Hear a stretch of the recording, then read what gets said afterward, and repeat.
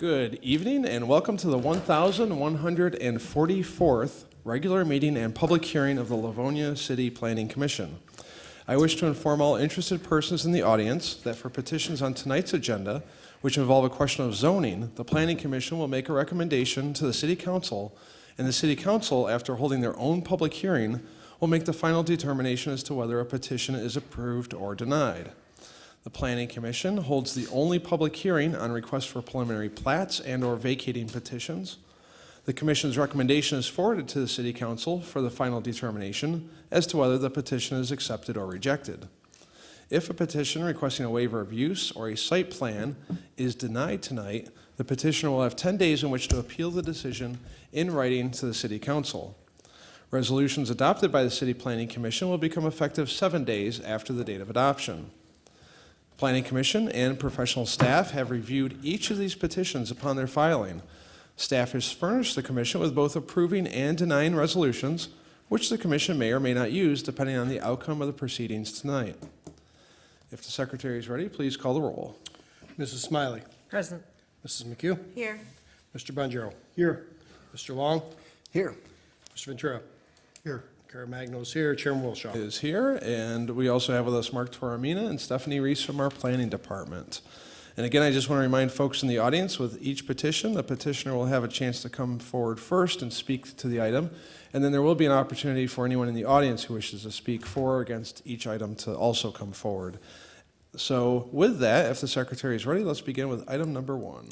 Petition 2019-05-01-03 submitted by A&H Ventures, LLC, pursuant to Section 23.01 of the City of Livonia zoning ordinance number 543, as amended, requesting to rezone property at 33411 6 Mile Road, located on the southwest corner of 6 Mile Road and Farmington Roads in the northeast quarter of Section 16, from C1 Local Business to C2 General Business. Thank you, Mr. Secretary. Mr. Toramina. Thank you, Mr. Chair. Again, this is a request to rezone property from C1 Local Business to C2 General Commercial. The property is at the southwest corner of 6 Mile and Farmington Roads.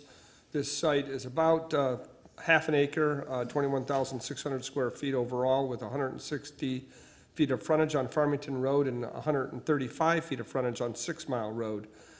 Currently, the site is developed with a Shell gas station. Existing on the site is a one-story building. It's approximately 1,900 square feet in size. And as you can see from this aerial photograph, the building itself sits at about a 45-degree angle facing the intersection. There are 2 groups of gas pumps as well as overhead canopies. 4 driveways provide ingress and egress to the site, including 2 on Farmington and 2 on 6 Mile Road. Gas stations are treated as a waiver use in the C2 zoning district. The current C1 zoning does not allow gas stations. The existing gas station is considered a valid nonconforming use, since the use has been in existence since before the adoption of the ordinance, which rendered it nonconforming. The gas station thus is grandfathered, but there are limitations and restrictions. Section 18.18 of the ordinance specifies that a valid nonconforming use shall automatically terminate if more than 50% of the building is damaged or destroyed. Section 18.21 specifies that the height, the area, or bulk of a valid nonconforming building cannot be increased. So the petitioner is requesting the rezoning in order to bring the use more into conformity with the zoning ordinance. If successful, he is considering expanding and upgrading the property, and under the current C1 zoning, this would not be allowed unless with variances. In addition, the current zoning limitations do present difficulties with respect to obtaining financing. As you can see from the aerial photograph, the site is surrounded by commercial land uses to the east, the north, south, and west. The future land use plan shows this site as corridor commercial, so the proposed zoning is in accord with the future land use map. And with that, Mr. Chairman, I'll be happy to read out the correspondence. Yes, please. First item is dated May 10th, and it reads, in accordance with your request, the Engineering Division has reviewed the above referenced petition. We have no objections to the proposed rezoning at this time. The existing parcel was assigned the address of 33411 6 Mile Road. The legal description provided with the petition appears to be correct and should be used with the subject petition. The existing building is currently serviced by public sanitary, storm, and water main. The information submitted does not indicate any new connections to the existing utility services, so it appears that there will not be any additional impacts to the existing systems at this time. Should alterations to the existing services be required, the owner will need to provide plans to this department to determine if permits are required. Should the owner do any work within the 6 Mile Road or Farmington Road rights-of-way, they will need to contact the Wayne County Department of Public Service for any permits that may be required. That letter is signed by David Lear, Assistant City Engineer. Next is a letter from our Department of Finance dated May 10th, indicating that there are no outstanding amounts receivable, general or water and sewer. Thus, they have no objections to the proposal, and that letter is signed by Colleen Coleman, Chief Accountant. Lastly, a letter from our Office of Treasurer dated May 14th, indicating that no taxes are due at this time, and that is signed by Linda Shield, Treasurer of the City of Livonia, and that is the extent of the correspondence. Thank you, Mr. Toromino. Do we have any questions for our planning staff? I have Mr. Bonjero and then Mr. Long. Thank you. For Mark, it's the gas station across the street is also Zone C1, It is, that's correct. so that's valid non-conforming as well. That's How did correct. that ever come about, you know? You know, I did not look at the full history. I think both of these gas stations on these properties have been in existence for a very long time, and the zoning was established sometime subsequent to the construction of those gas stations, which caused them to be non-conforming. So I think that's basically the history here. Okay, thank you. Thank you, Mr. Bonjero. Mr. Long? Mark, has it been, I may be misremembering, but isn't it our practice when we do something for a gas station to require them going forward to have free air? Or do we normally do that with zoning changes or only with? We do not. It's difficult to conditionally zone these. That's usually done at the time site Site plan plan. or waiver use applications are filed where changes are made to the site, which we would anticipate to see in the near future. Bite at that on this apple down the property. road. And- Okay, And that would present the opportunity in which to require those upgrades and changes. okay. Thank you. Thank you, Mr. Chairman. Okay, good question. Any other questions for our planning staff? Chairman? Yes, Mr. Ventura?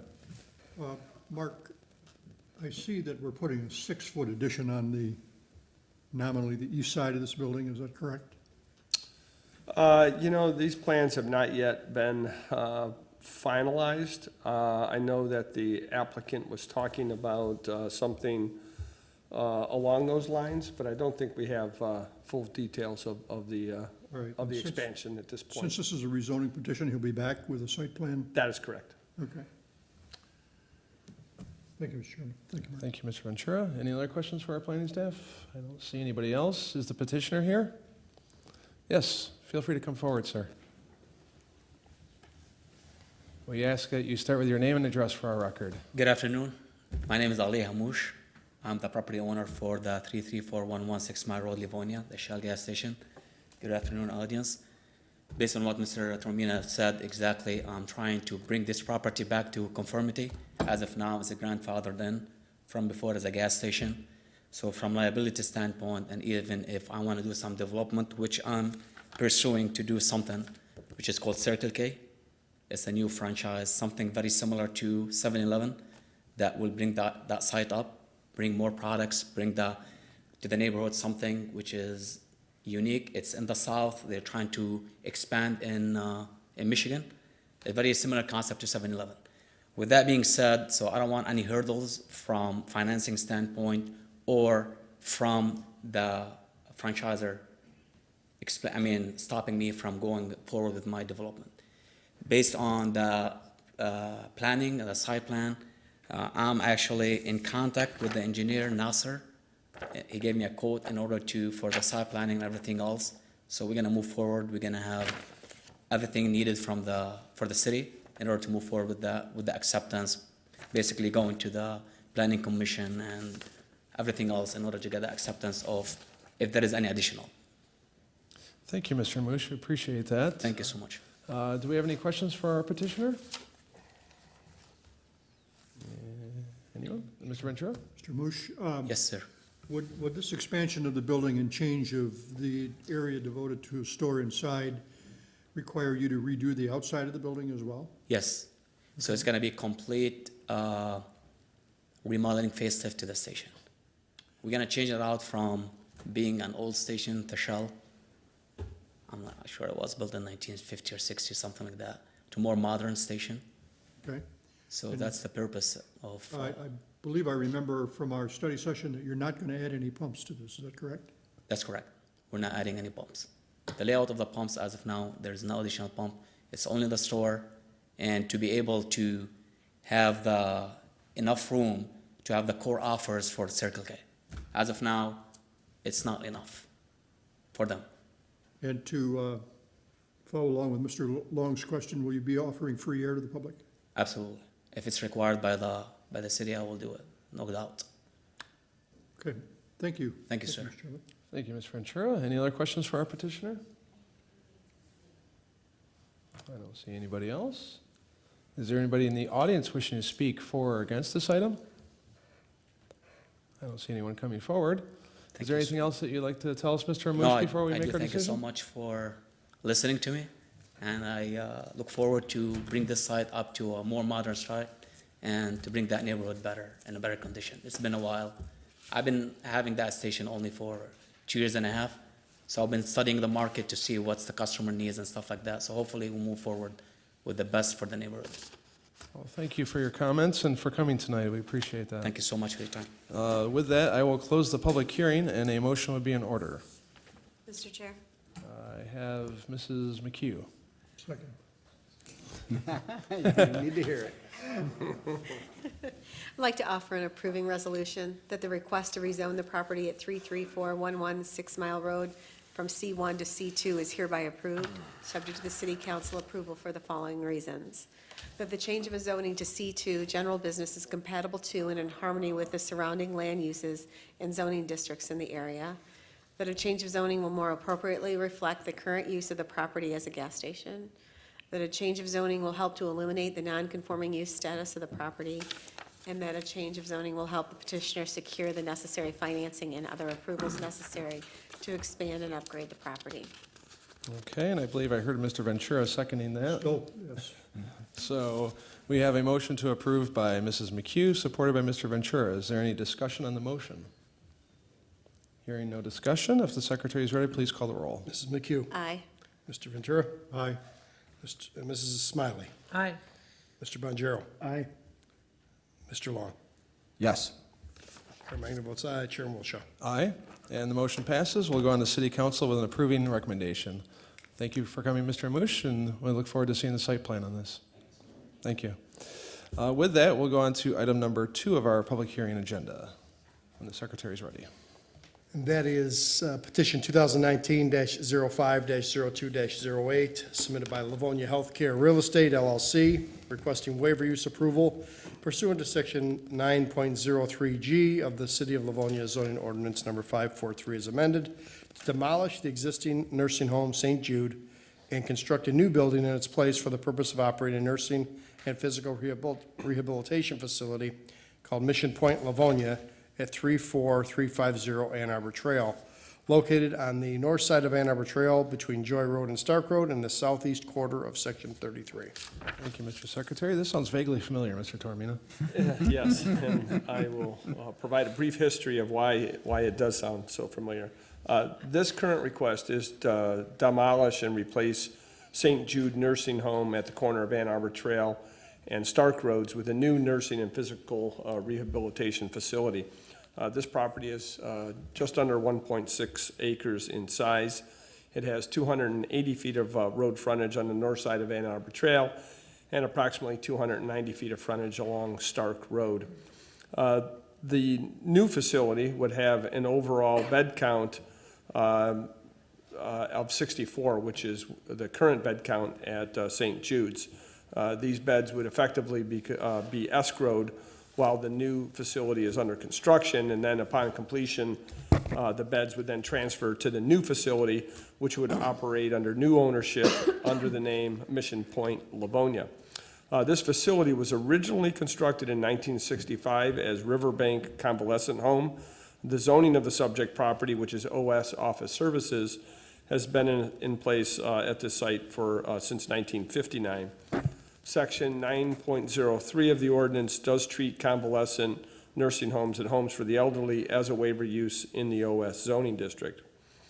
It was on October 16th of last year that the Planning Commission denied a request by the same petitioner to rezone property at 8830 Wayne Road from R1 to OS Office Services.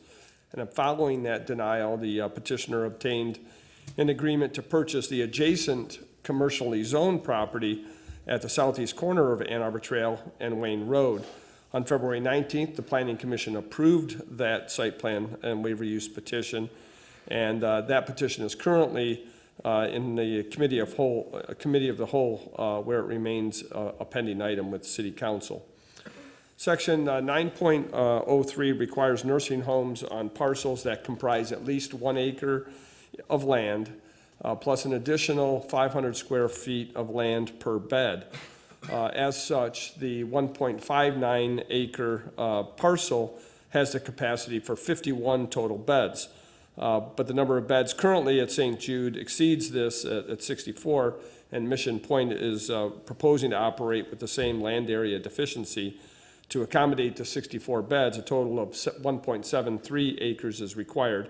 Council does have the necessary authority to waive this requirement. As you can see from the aerial photograph, there are residential homes immediately to the east. These homes are part of the Lakeside Estates subdivision, zoned R1. There are homes also on the south side of Ann Arbor Trail that are zoned R1 and part of the Rouge Trail View subdivision. And then there are homes directly to the west that are zoned RUF, Rural Urban Farm. And then backing up to the site on the north side is the Middle Rouge Parkway, part of Heinz Park, which is zoned PL Public Lands. The existing nursing home is 1 story in height and contains a total of 27 units. These include a mix of 2, 3, and in some cases, 4-bedroom units. The proposed new facility would be 2 stories in height. It would have a gross floor area of roughly 44,200 square feet. There would be 58 units, including 52 1-bed, 1-bath units and 6 2-bed, 1-bath units. Amenities within the facility would include multiple lounges, media room, dining areas, several activity rooms, nursing stations, staff lounge, and a therapy area, just to mention a few.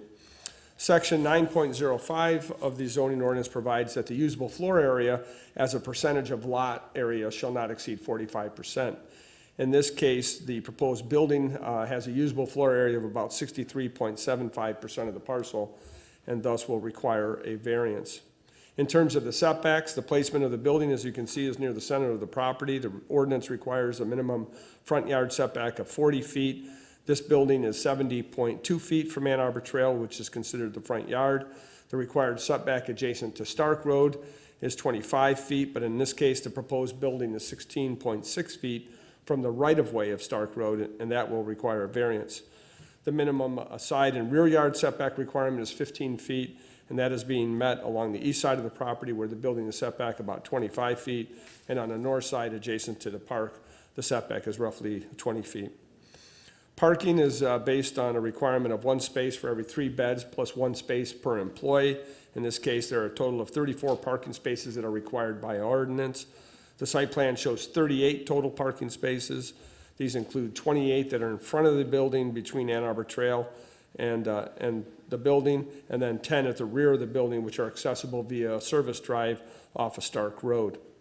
In addition to parking spaces, the rear of the building contains a trash dumpster, a receiving area, and as well as the ground-mounted mechanical equipment. So this is basically the area where most of the servicing will take place to the facility. In comparison, the existing facility has about 30 parking spaces that are accessible from Ann Arbor Trail, and then there are a few spaces also along Stark Road. On the new plan, the access will be coming off of Stark Road as opposed to Ann Arbor Trail, so that's a change. They're eliminating the access point, which is at the southeast corner of the property onto Ann Arbor Trail, and replacing that with a new driveway that would access Stark Road. Stormwater would be handled underground via an underground detention system.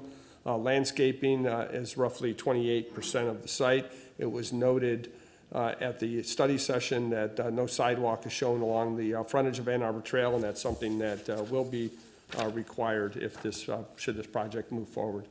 And with that, Mr. Chairman, I'll be happy to read out the correspondence. Yes, please. First letter is from the Engineering Division dated May 9th that reads, in accordance with your request, the Engineering Division has reviewed the above referenced planning petition. We have no objections to the proposed waiver use at this time. The legal description provided appears to be correct and is acceptable to this office. The address 34350 Ann Arbor Trail is correct for the parcel and should be used in conjunction with the proposed project. The existing structure is currently serviced by sanitary sewer and water main. The parcel sheet drains to Hines Park on the north side of the lot as no storm sewer is available. The submitted plans do not indicate the locations of existing service leads or whether they will be revised or replaced. We will complete a full review of the proposed utilities once engineering drawings are submitted to this department. It should be noted that the site will be required to meet the Wayne County Stormwater Ordinance, including stormwater detention. Since there is no city-owned storm sewer available for drainage, the owner will need to obtain approval from Wayne County to discharge to the existing park site. That letter is signed by David Lear, Assistant City Engineer. Next is a letter from the Livonia Fire and Rescue dated May 14th that reads, we have no objections to this proposal with the following stipulations. Number one, subject buildings are to be provided with an automatic sprinkler system, and on-site hydrants shall be located between 50 feet and 100 feet from the fire department connection. Two, adequate hydrants shall be provided and located with a maximum spacing of 300 feet between hydrants. Most remote hydrant flow shall be 1,500 gallons per minute with a residual pressure of 20 psi. Three, the division requests that the entrance drive be posted on both sides, fire lane, no parking. Four, any curves or corners of streets shall accommodate emergency vehicles with a turning radius of 53 feet wall to wall and an inside turning radius of 29 feet 6 inches. Nursing homes shall be protected throughout by an approved supervised automatic sprinkler system, and Knox box installation is required for fire department access. That letter is signed by Keith Bowe, Fire Marshal, now retired.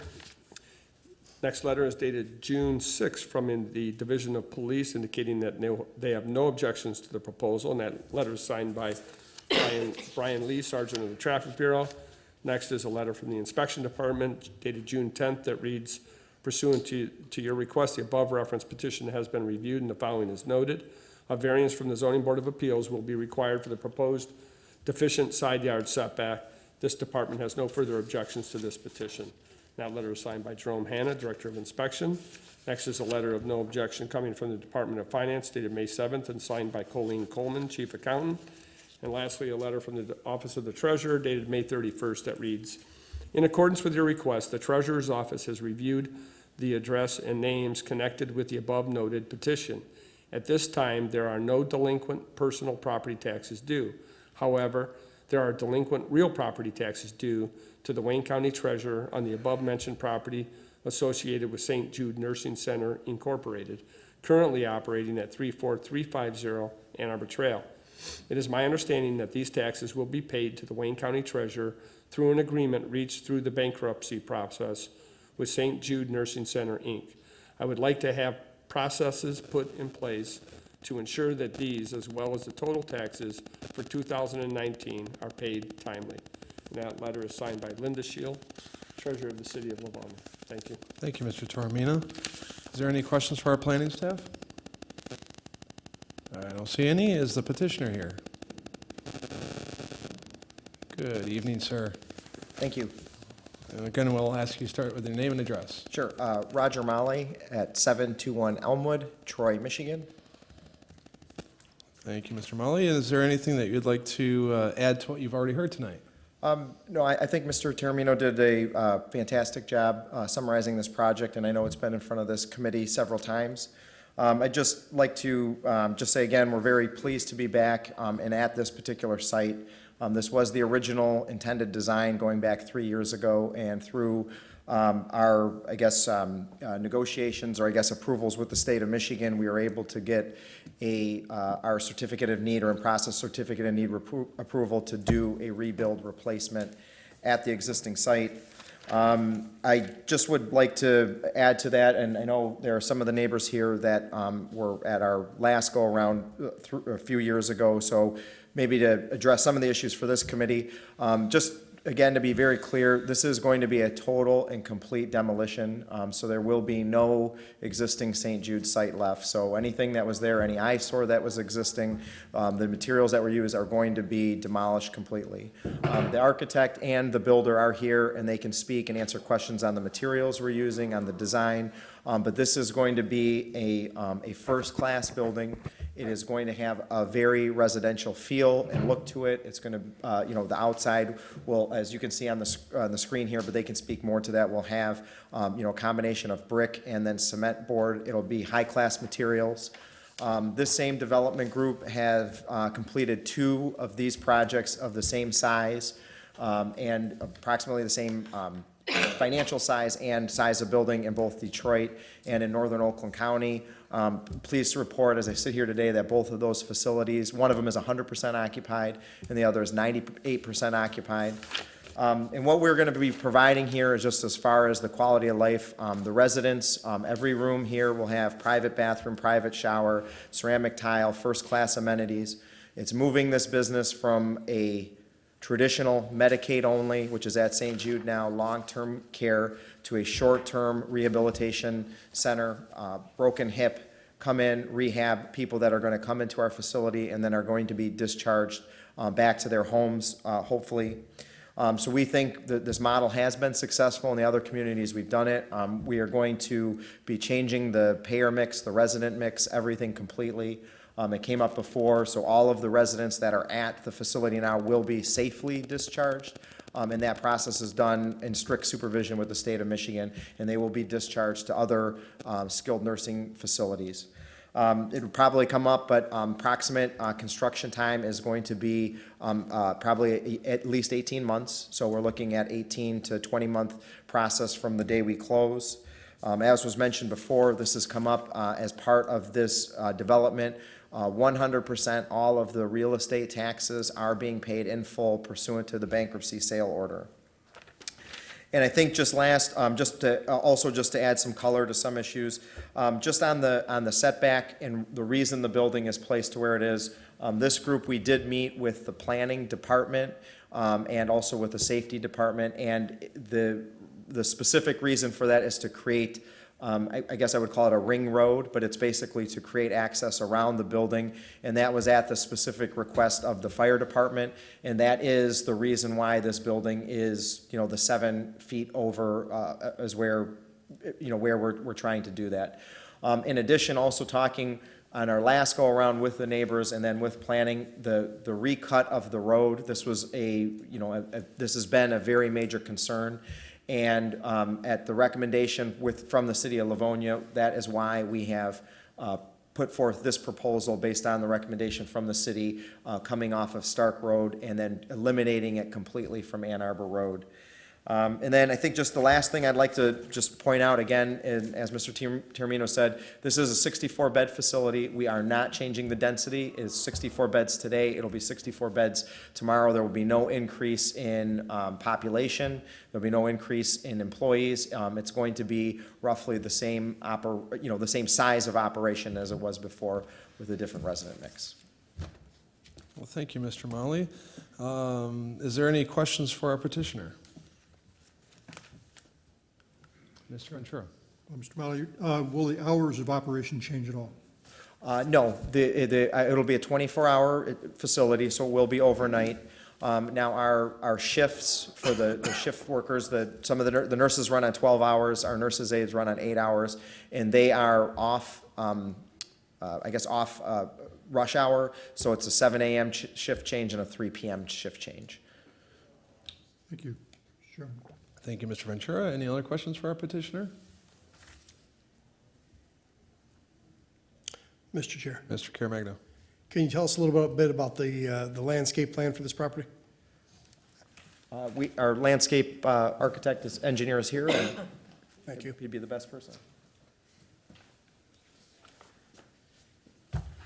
Good evening. Brandon Cheney with Naderveld. All right. little bit about the landscape plan, please. What are you planning to do with the landscaping that exists now, and what's gonna change? Yeah, certainly. We carried over a lot of what we originally had planned for the last location. We wanted to go, sorry for my voice, well above the ordinances, wanted to make this look like a very inviting, comfortable site. The biggest removals of existing vegetation are going to come along Ann Arbor Trail just due to parking restrictions. But we do plan on keeping the healthiest large hardwood trees there, as we've shown there, as well as just trying to create a nice foundation planting all around the building. And then another big note is that we also took into consideration of the residents to the east of the facility, and so we planted some large arborvitaes along the brick wall there. Is that the whole length of the brick wall? It is roughly about 80 feet of the wall, starting from the northeast corner, How many feet? roughly 80 feet. 80. Yes, 80, Okay, sorry. thank you. Thank you. Any other questions, Mr. Mr. Chairman, I have a follow-up question, if it's okay with the landscape architect. Sure, go ahead. You mentioned the mature trees along Ann Arbor Trail, most of which, or many of which will have to be removed. With the addition of a sidewalk, is there an ability to replant trees along that frontage to try to recreate some of that canopy that exists there today? I see you have a few trees identified. I don't know if those can remain if a sidewalk is added along there, but to the extent that many of those trees might have to be removed, what opportunities might there be to replant the frontage, I guess is my question. Well, we'll certainly look into locating the sidewalk and to not have to remove most of those trees. But as it pertains to replacing them, we can certainly do that. Okay, I would appreciate consideration, any motion that would approve this request would include a condition that would require the applicant to work with the department to improve the landscape plan, especially as it relates to Ann Arbor Road Trail. Sounds reasonable. Thank you, Mr. Toromino. Any other questions for our landscape architect while he's up here? Okay. Well, we're speaking about architecture. Maybe this would be a good segue to have some information brought to us about the building materials and the building architecture as well.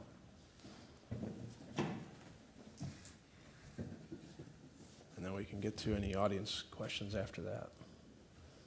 Good evening, sir. Hi, Dan Tosh with Progressive Associates Architects. And the question, I'm sorry, again? If you can just walk us through the building materials and the architecture of the building?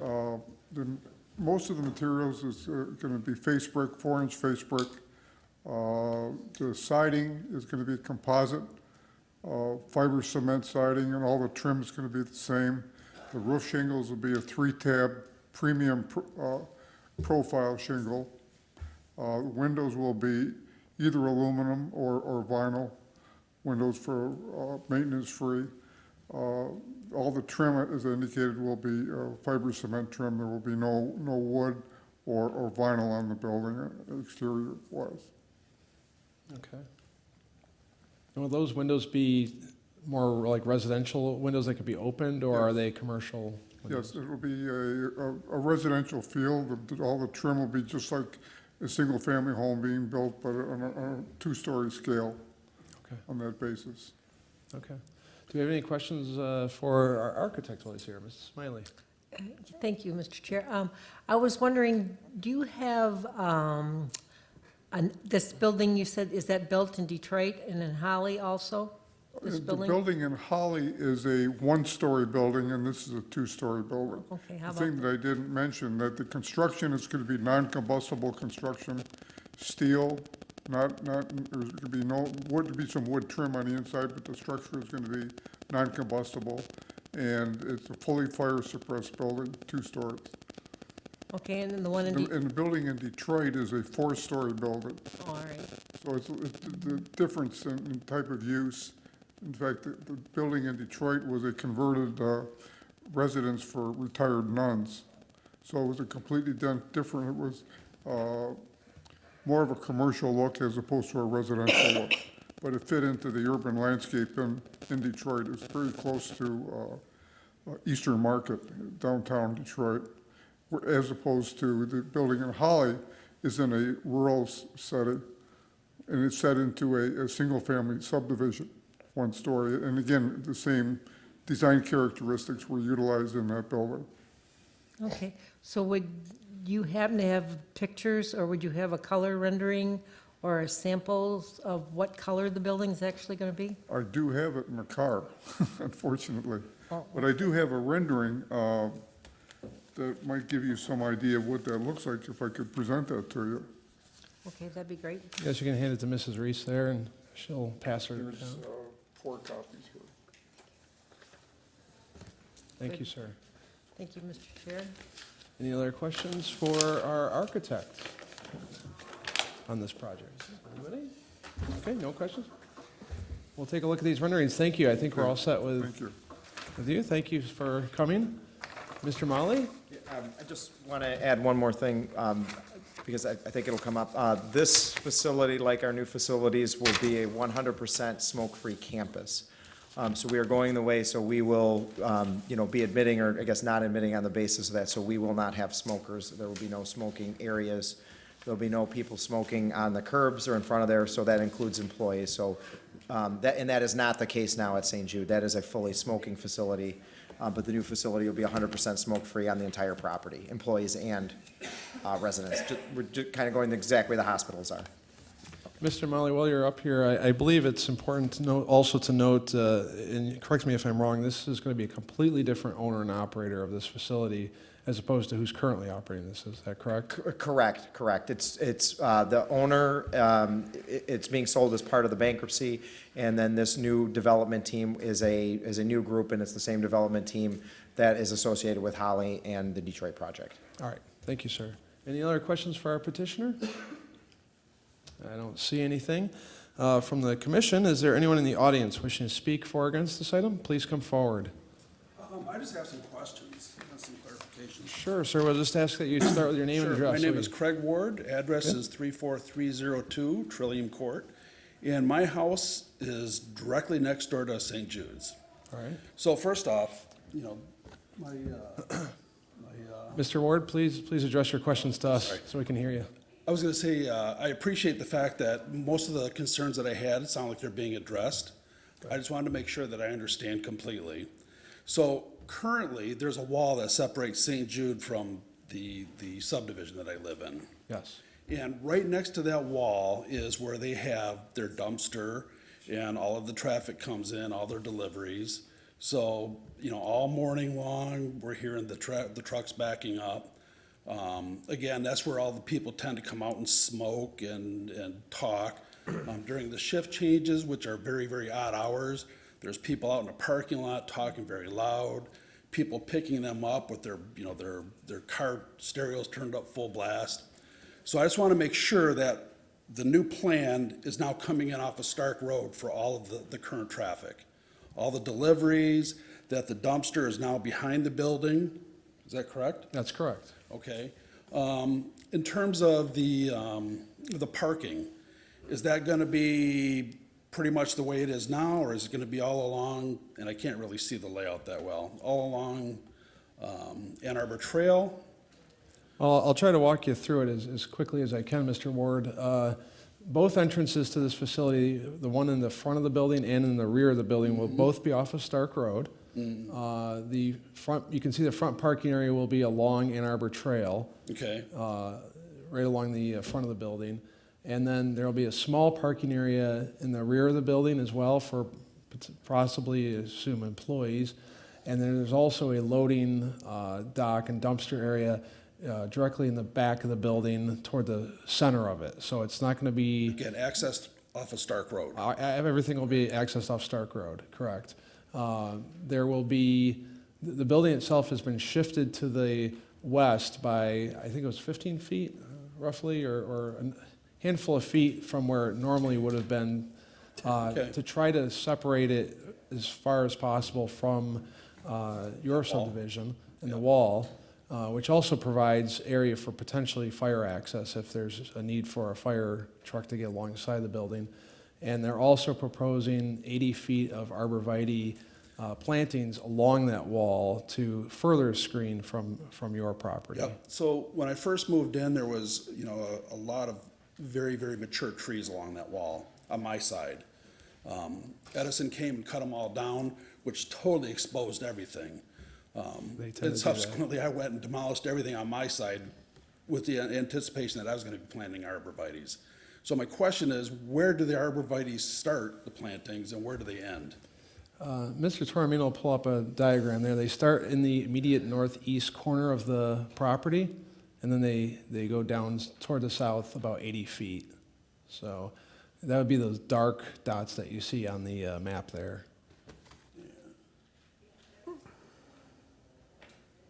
So it pretty much screens right along the side of your property, all the way down to the, Correct. almost to the roadway. Okay. One last, I guess it's a request. Certainly. There's a very large pine tree that is basically up against the wall. It's pretty much the only mature tree that's left. And when Edison came and cut for the wires, they basically cut one half of it off, which is our side of the tree. And so I was gonna ask, if the plan isn't to have that removed, could they please put that in the plan to remove that? I mean, it just drops needles on our side, and there's no aesthetic value to it whatsoever from our side.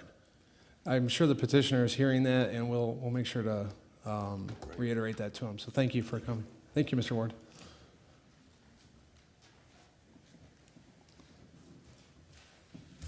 Good evening, sir. Evening. John Walters, 34415 Wallace Court. And my wife Gwendolyn. Gwen Walters, 34415 Wallace Court. Thank you for coming, and what would you like to say? First question, in this process, when do the neighbors get a chance to actually have a copy of the rendering and the planning? Instead of coming here and trying to see it on And the screen we the did not night get a that copy it of it. happens? What we can do is ask the petitioner if they have an extra copy of the rendering, they can provide it to you. If they don't have one or they don't want to provide it to you for whatever reason, we have copies here at the city, and we can get those to you as well after the meeting. You can contact our planning department. Second, the gentleman that just spoke, he was talking about the trash and all the problem with the noise and everything. Actually, we can hear the trash can bumping Yes, every morning. yes. And you're actually moving it closer to our us, house. To us.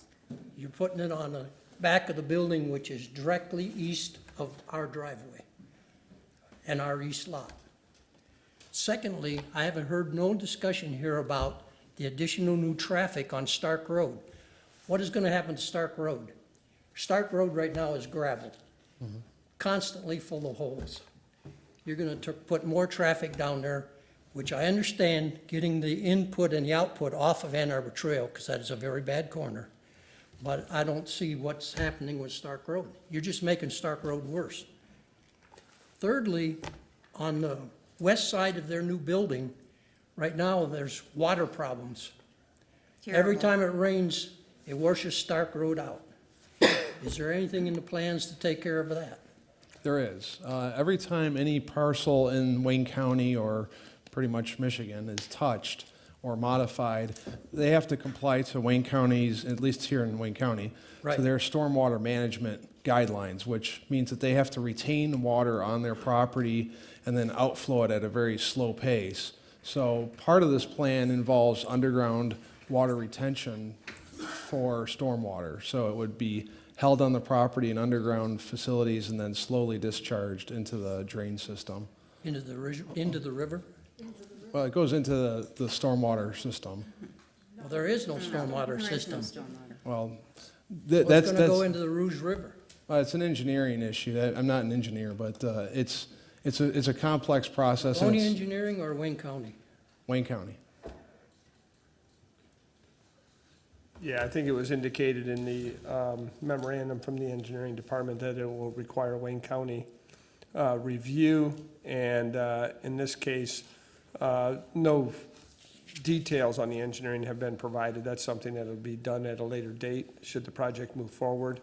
And more than likely, it would have to be discharged either to the north, to the Rouge River system, or if there's any other storm system available along Ann Arbor Trail, it would be done there. But that's something that would be reviewed in much greater detail as the project moves forward. So all those details that get finalized only come available just before it goes to the council?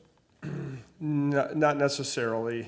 Some of those details are not done until following council approval. The engineer is here this evening, and I think, the project engineer that is, and I think he could probably speak generally to the type of system that they intend to develop. So maybe it would be But if helpful you if approve, if you not guys avail- approve this, it doesn't come back to you again.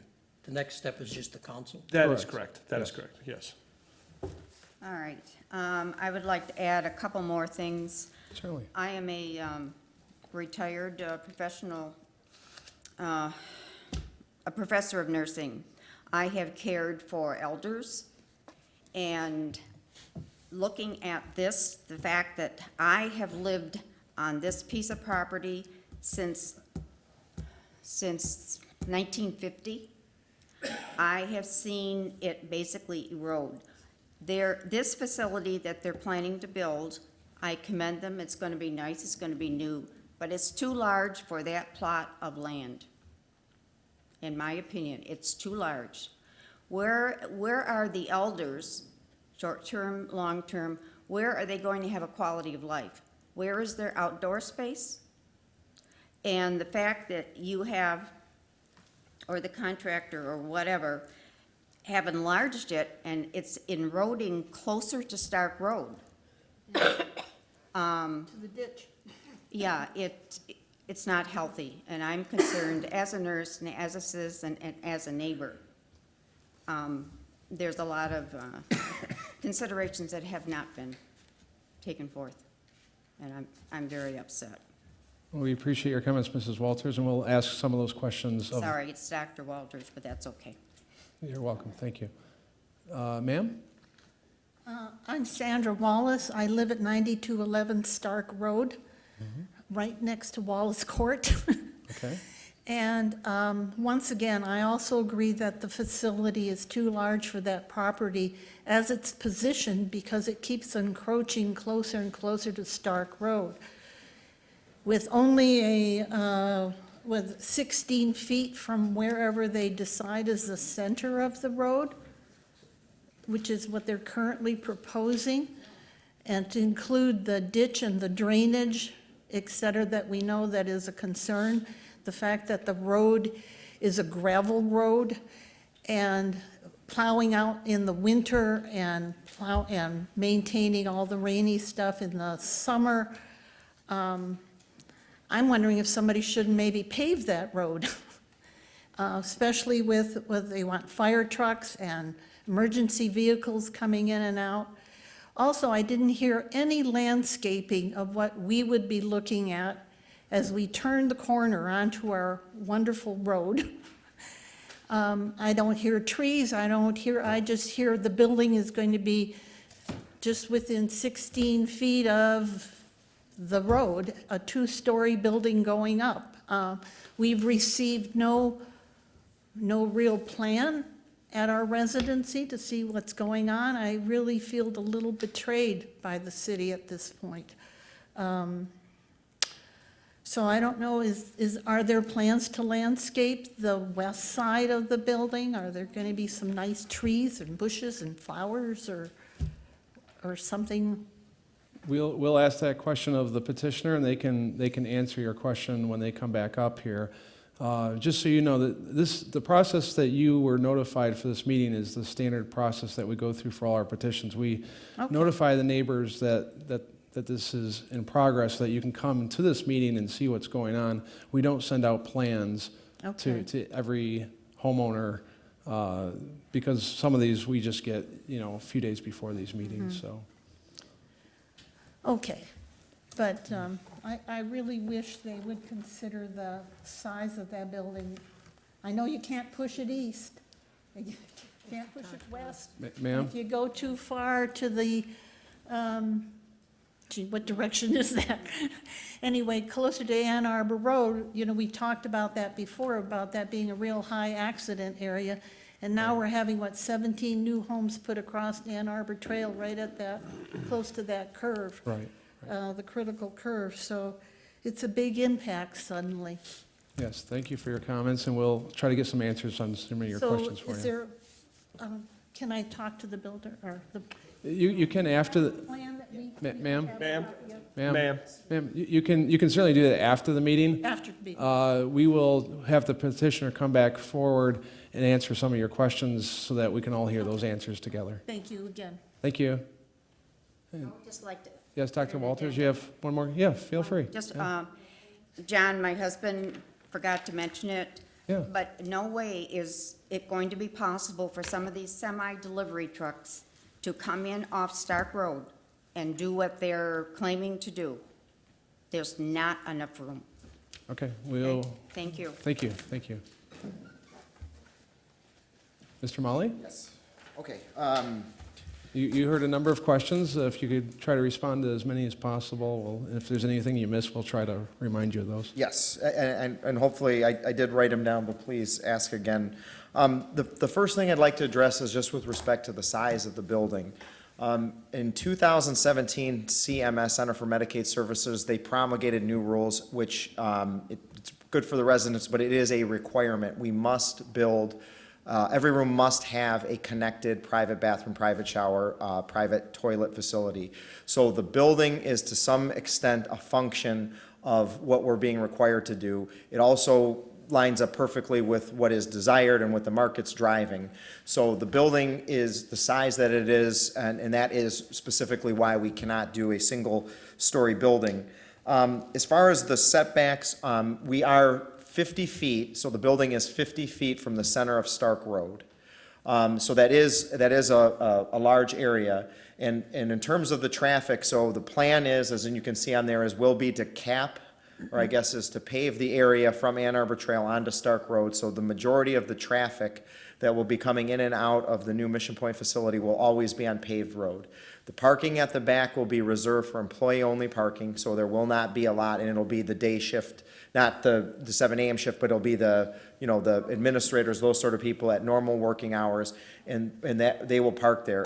In terms of the deliveries, so we did do, and I think it was presented at the study session, so the engineer did do a delivery turnabout study where they, and the engineer can talk more about this, but they put it into a computer program with the exact dimensions of the trucks that have to make this turning radius. And so the design does comply with that, and we know that we will be able to make that turn without any issues. And based on the fact that, like I said, that there's, X amount of feet for Stark Road, but the engineer can address that, that more in detail.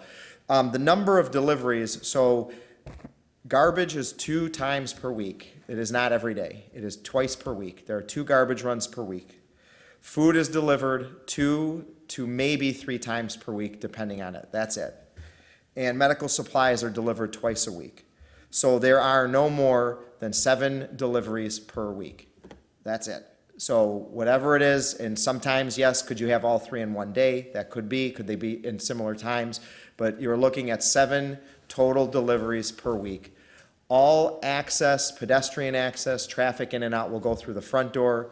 The resident, who are coming in through, they have to come in through medical transportation. That'll all be through the front door, not the back door. In terms of to address the doctors about the quality of life, this is a first-class building which will have amenities unlike anything that's been built in Livonia, and probably unlike anything that's being built in Wayne County and even Oakland County. We are going to have, there's going to be common areas, there's private dining areas, there's going to be an incredible therapy gym. It'll be a first-class, in fact, world-class physical therapy gym. There is a prayer room, there are lounges throughout the building, and there are small alcoves which will be in the back of the building for sitting. We have found at all of our facilities that there really is, the large courtyards in this, they aren't they aren't really necessary. So, but there will be outside areas for the residents. But primarily, the residents that are be coming here, the average stay is going to be less than 21 days. They're going to be very heavily rehab-driven. There'll be plenty of areas for them in the building, and we can, I can assure this committee, I can assure the neighbors, everybody there, that this will be an absolute resident-centered experience, and that there are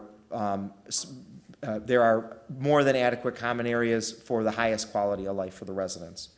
I think on the traffic and the trees, so we do have a landscaping plan. Oh, and then just as far as the copies, yes, we will, whatever copies we have here, we did not make copies, but we will of course make that available. After the meeting, I'll take the names and addresses, and we will make sure that we overnight copies of this whole package to whatever residents want it first thing tomorrow, so they'll have it by Thursday. Thank you. And then I'll let the engineer address the underground water. And then the note on that too, and I think this committee heard, so because this is a full demolition, the entire site is being brought up to code. So right now, whatever drainage issues there are on the property, those will be addressed because they have to be, but because the site will come to code, but I'll let the engineer talk about that. Thank you. Good evening. My name is Jason Van Ryn. I work with Naderveld. We're the civil engineers, surveyors, landscape architects on this project. Just to follow up on what Roger said, I feel like this is a unique opportunity to significantly improve the drainage on this site because the current site is mostly developed and has no stormwater management at all. So we're going to be required to bring the entire site up to code for a 10-year storm. That's per Wayne County's requirements. So basically, we have to release the water that falls on our site at a pre-developed release rate, basically meaning that it's like a green site. So that's the requirements that we have to meet. Now, I think it's been mentioned, the water for this site generally does drain to the north. There isn't a great outlet. We've actually spent quite a bit of time analyzing the stormwater for this site. Most likely, the ditch along the east side of Stark Road is going to have to be upgraded, brought up to code. I mean, not up to code, but regraded in a way that will bring there is a culvert to the north of our site that will need to be graded back up to actually to the south. That will allow us to get the depth that we need to put an underground system in. We did run 3 different truck analysis for this site: a garbage truck, a box truck, and a fire truck. The garbage truck and the box truck both are able to maneuver the rear delivery area. We ran a fire truck just to show that if we needed to provide access around the building, we could do it. Now, we don't want to pave a pathway all the way around the building. We'd like to do like a grass paver or something a little greener, but we'll have to work through that with the fire department. We don't know exactly what they're going to want to see. All right. Is there anything else? I think that covers the engineering issues. Mrs. Smiley? Landscaping on Stark? Is there any landscaping on Oh, yeah, I believe it's more of a landscape architect question about the landscaping along the west side of the building on Stark. So there are several big trees on this site that are not high-quality trees. There's a lot of, they're just, not a high-quality species of tree. So unfortunately, a lot of them are going to have to come down. I think we discussed the arborvitaes along the wall. Those grow like 16 to 20 feet tall when they're full-grown, so that's going to provide a nice buffer to the east. This current plan for Stark Road is really just to soften the building facade. We're not really planting a bunch of big trees along the right-of-way there. If that's something that the residents want to see, I'm sure we can add that in. But the current plan basically keeps 3 existing trees that are there now, and then a landscape bed just to soften the building a little bit and just to add some color to the foundation planting, I guess. We'll have to look at Mark's comment about the sidewalk and those trees. If we can keep the tree, we'd love to keep. Some of them are very big trees. We'd like to keep them if we can, but. From what I see of the plan that's on our screen right now, along the entire west edge of the building, there's a series of plantings which would soften that wall so that it's not just a stark wall that someone's looking at. Yeah, those aren't large. I mean, those aren't large trees. Those are bushes. Ground plantings? Yeah, ground plantings, things with variable colors and, again, to soften the building facade a little bit. But I don't know if big trees are desired, I mean, I think we could probably accommodate that, you know. Okay, we'll look at, see what the commission wants. Thank you for your comments and for the engineering recommendations there. Is there any other questions for our petitioner? Yes, Mr. Can I ask the Bonjero. engineer one question? Is that Certainly, yes. The engineer, okay? Jason? we have one engineering question. Okay, so getting back to the stormwater management, Yeah. so you can't sheet drain anymore back to Heinz, right? So that's not gonna happen. So you're gonna need a 10-year compartment of some sort, you're gonna go We underground? need about 8,000 cubic feet of storage to meet that requirement. Okay. Where do you think you're gonna find the room for it? So we're gonna have to put it under the parking lot. Right now, we have two different plans that we're working on kind of simultaneously, just to, vet them both. They're both underground chamber systems. So they're split. There's like 1/3 of the storage is in that back parking, underneath the back parking, and 2/3 of it are up in the front. And again, it's just a traditional like chamber system. One's like a doghouse structure system. The other one's actually like, they call it a milk crate system, but it's actually like a grid type system that you can stack, and you get 90% of the storage volume, so. So with the setbacks that you're gonna try to get variances, I mean, you're gonna have to place this pretty precise. Yeah, we just have to place the underground detention on our property. It doesn't have to fall within the building setback, but in the front, we are there's a water main that runs under our parking lot, so we have to be outside of that water main easement, so there are some restrictions. Yeah. But Looks these like it's gonna systems be are a very flexible. You can, if you want to put a light pole, you can notch out an area to install that. I mean, they make them very flexible for that. Okay, thank you, that's all. All right, thank you, Mr. Bonjero. Any other questions for our petitioner?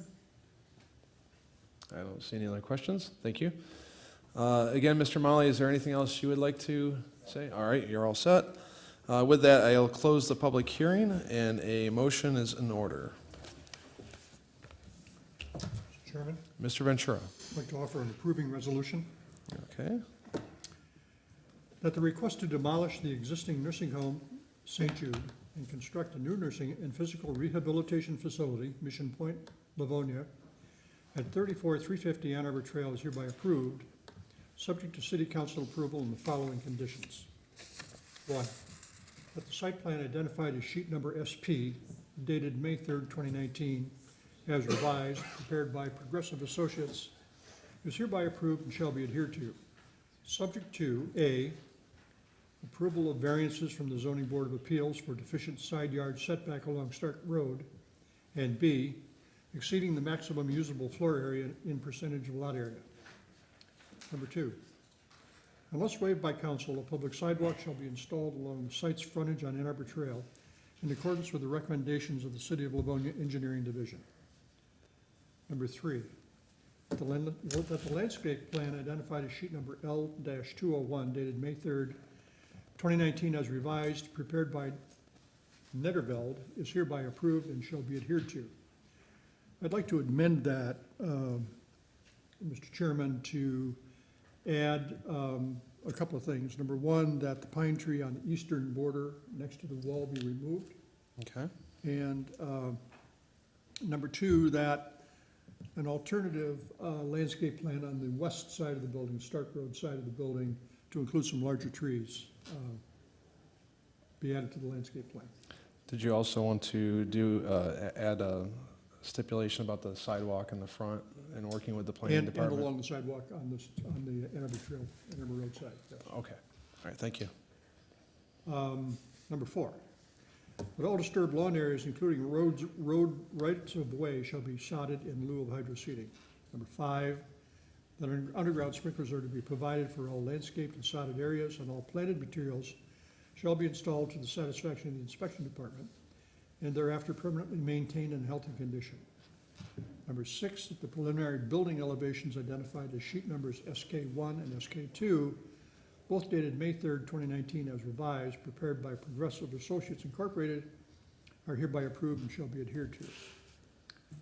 Number seven, that this site shall meet either the City of Livonia or the Wayne County Stormwater Management Ordinance, whichever applies, and shall secure any required permits, including stormwater management permits, wetland permits, and soil erosion and sedimentation control permits from Wayne County, the city of Livonia, and/or the state of Michigan.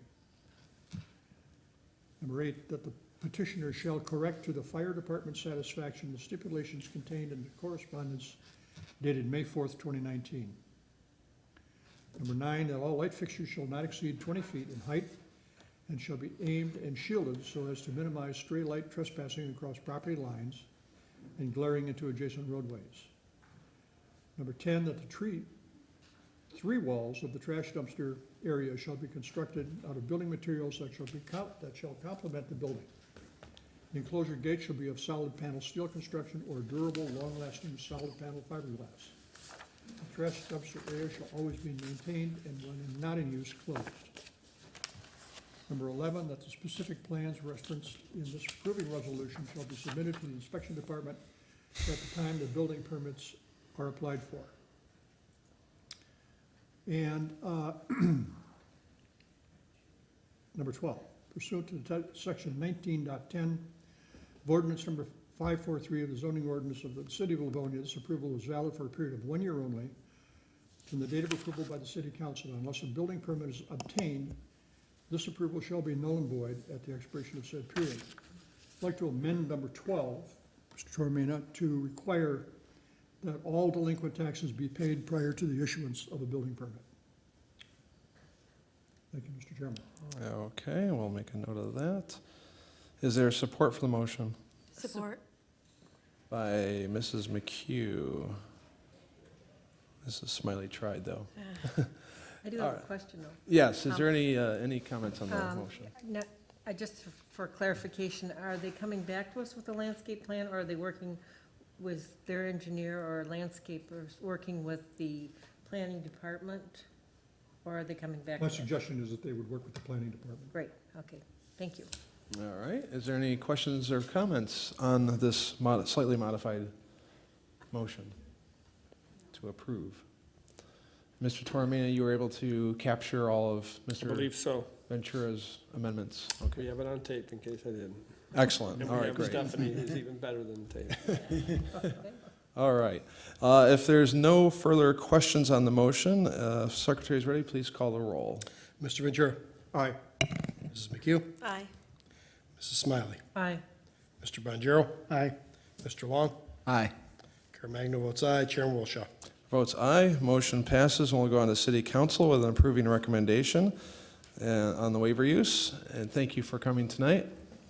And with that, we finish the public hearing section of our agenda. We go on to the miscellaneous items section of our agenda, item number 3. And that is petition 2019-05-08-07, submitted by the city of Livonia requesting approval of all plans required by section 18.58 of the city of Livonia zoning ordinance number 543, as amended, in connection with a proposal to demolish the existing structures at 12973 Farmington Road and construct a new building for use as the City of Livonia Department of Public Works Administrative Offices and Garage, located on the west side of Farmington Road between the CSX Railroad right-of-way and Schoolcraft Road in the northeast quarter of Section 28. Thank you, Mr. Secretary. Mr. Tormina. Again, this is a request to construct a new building for the city's Department of Public Works. This new building will house the department's administrative offices, which are being relocated from the building that they're currently located in, as well as house the city's water and sewer operations. So 3 existing structures would be removed. This includes a 20,400 square foot former industrial building, which is located at 13335 Farmington Road. The city acquired that building a couple of years ago. Then there's another 1-story, 6,400 square foot former office building at 13325 Farmington Road. And then lastly, a smaller building that is used for storage purposes. All 3 of those buildings will be removed and to make room for the new development. In 2017, there was a plan to renovate and expand the existing building at 13335 Farmington Road. However, upon further analysis, the decision was made to construct the new building. It was in February of last year that the property was rezoned from M1 to PL to reflect the city's ownership of this property. So the new building is about 39,190 square feet overall. As indicated, it would primarily serve two functions. The front half would be devoted to the administrative offices of the Department of Public Works, while the back half or back section will contain the DPW garage. The garage portion includes overhead doors both on the north and south sides of the structure. There's ample maneuvering space on either side of the building for trucks to enter and exit. Customer as well as employee parking would be provided mostly on the south side of the building. This would be divided into two sections that would be separated by an automated sliding gate. The area that is closest to Farmington Road contains about 23 parking spaces, and that would be available primarily for the public that has to enter the building. And then beyond the access gates, about midway across the front of the building, would be the parking for the employees, and this consists of 44 parking spaces.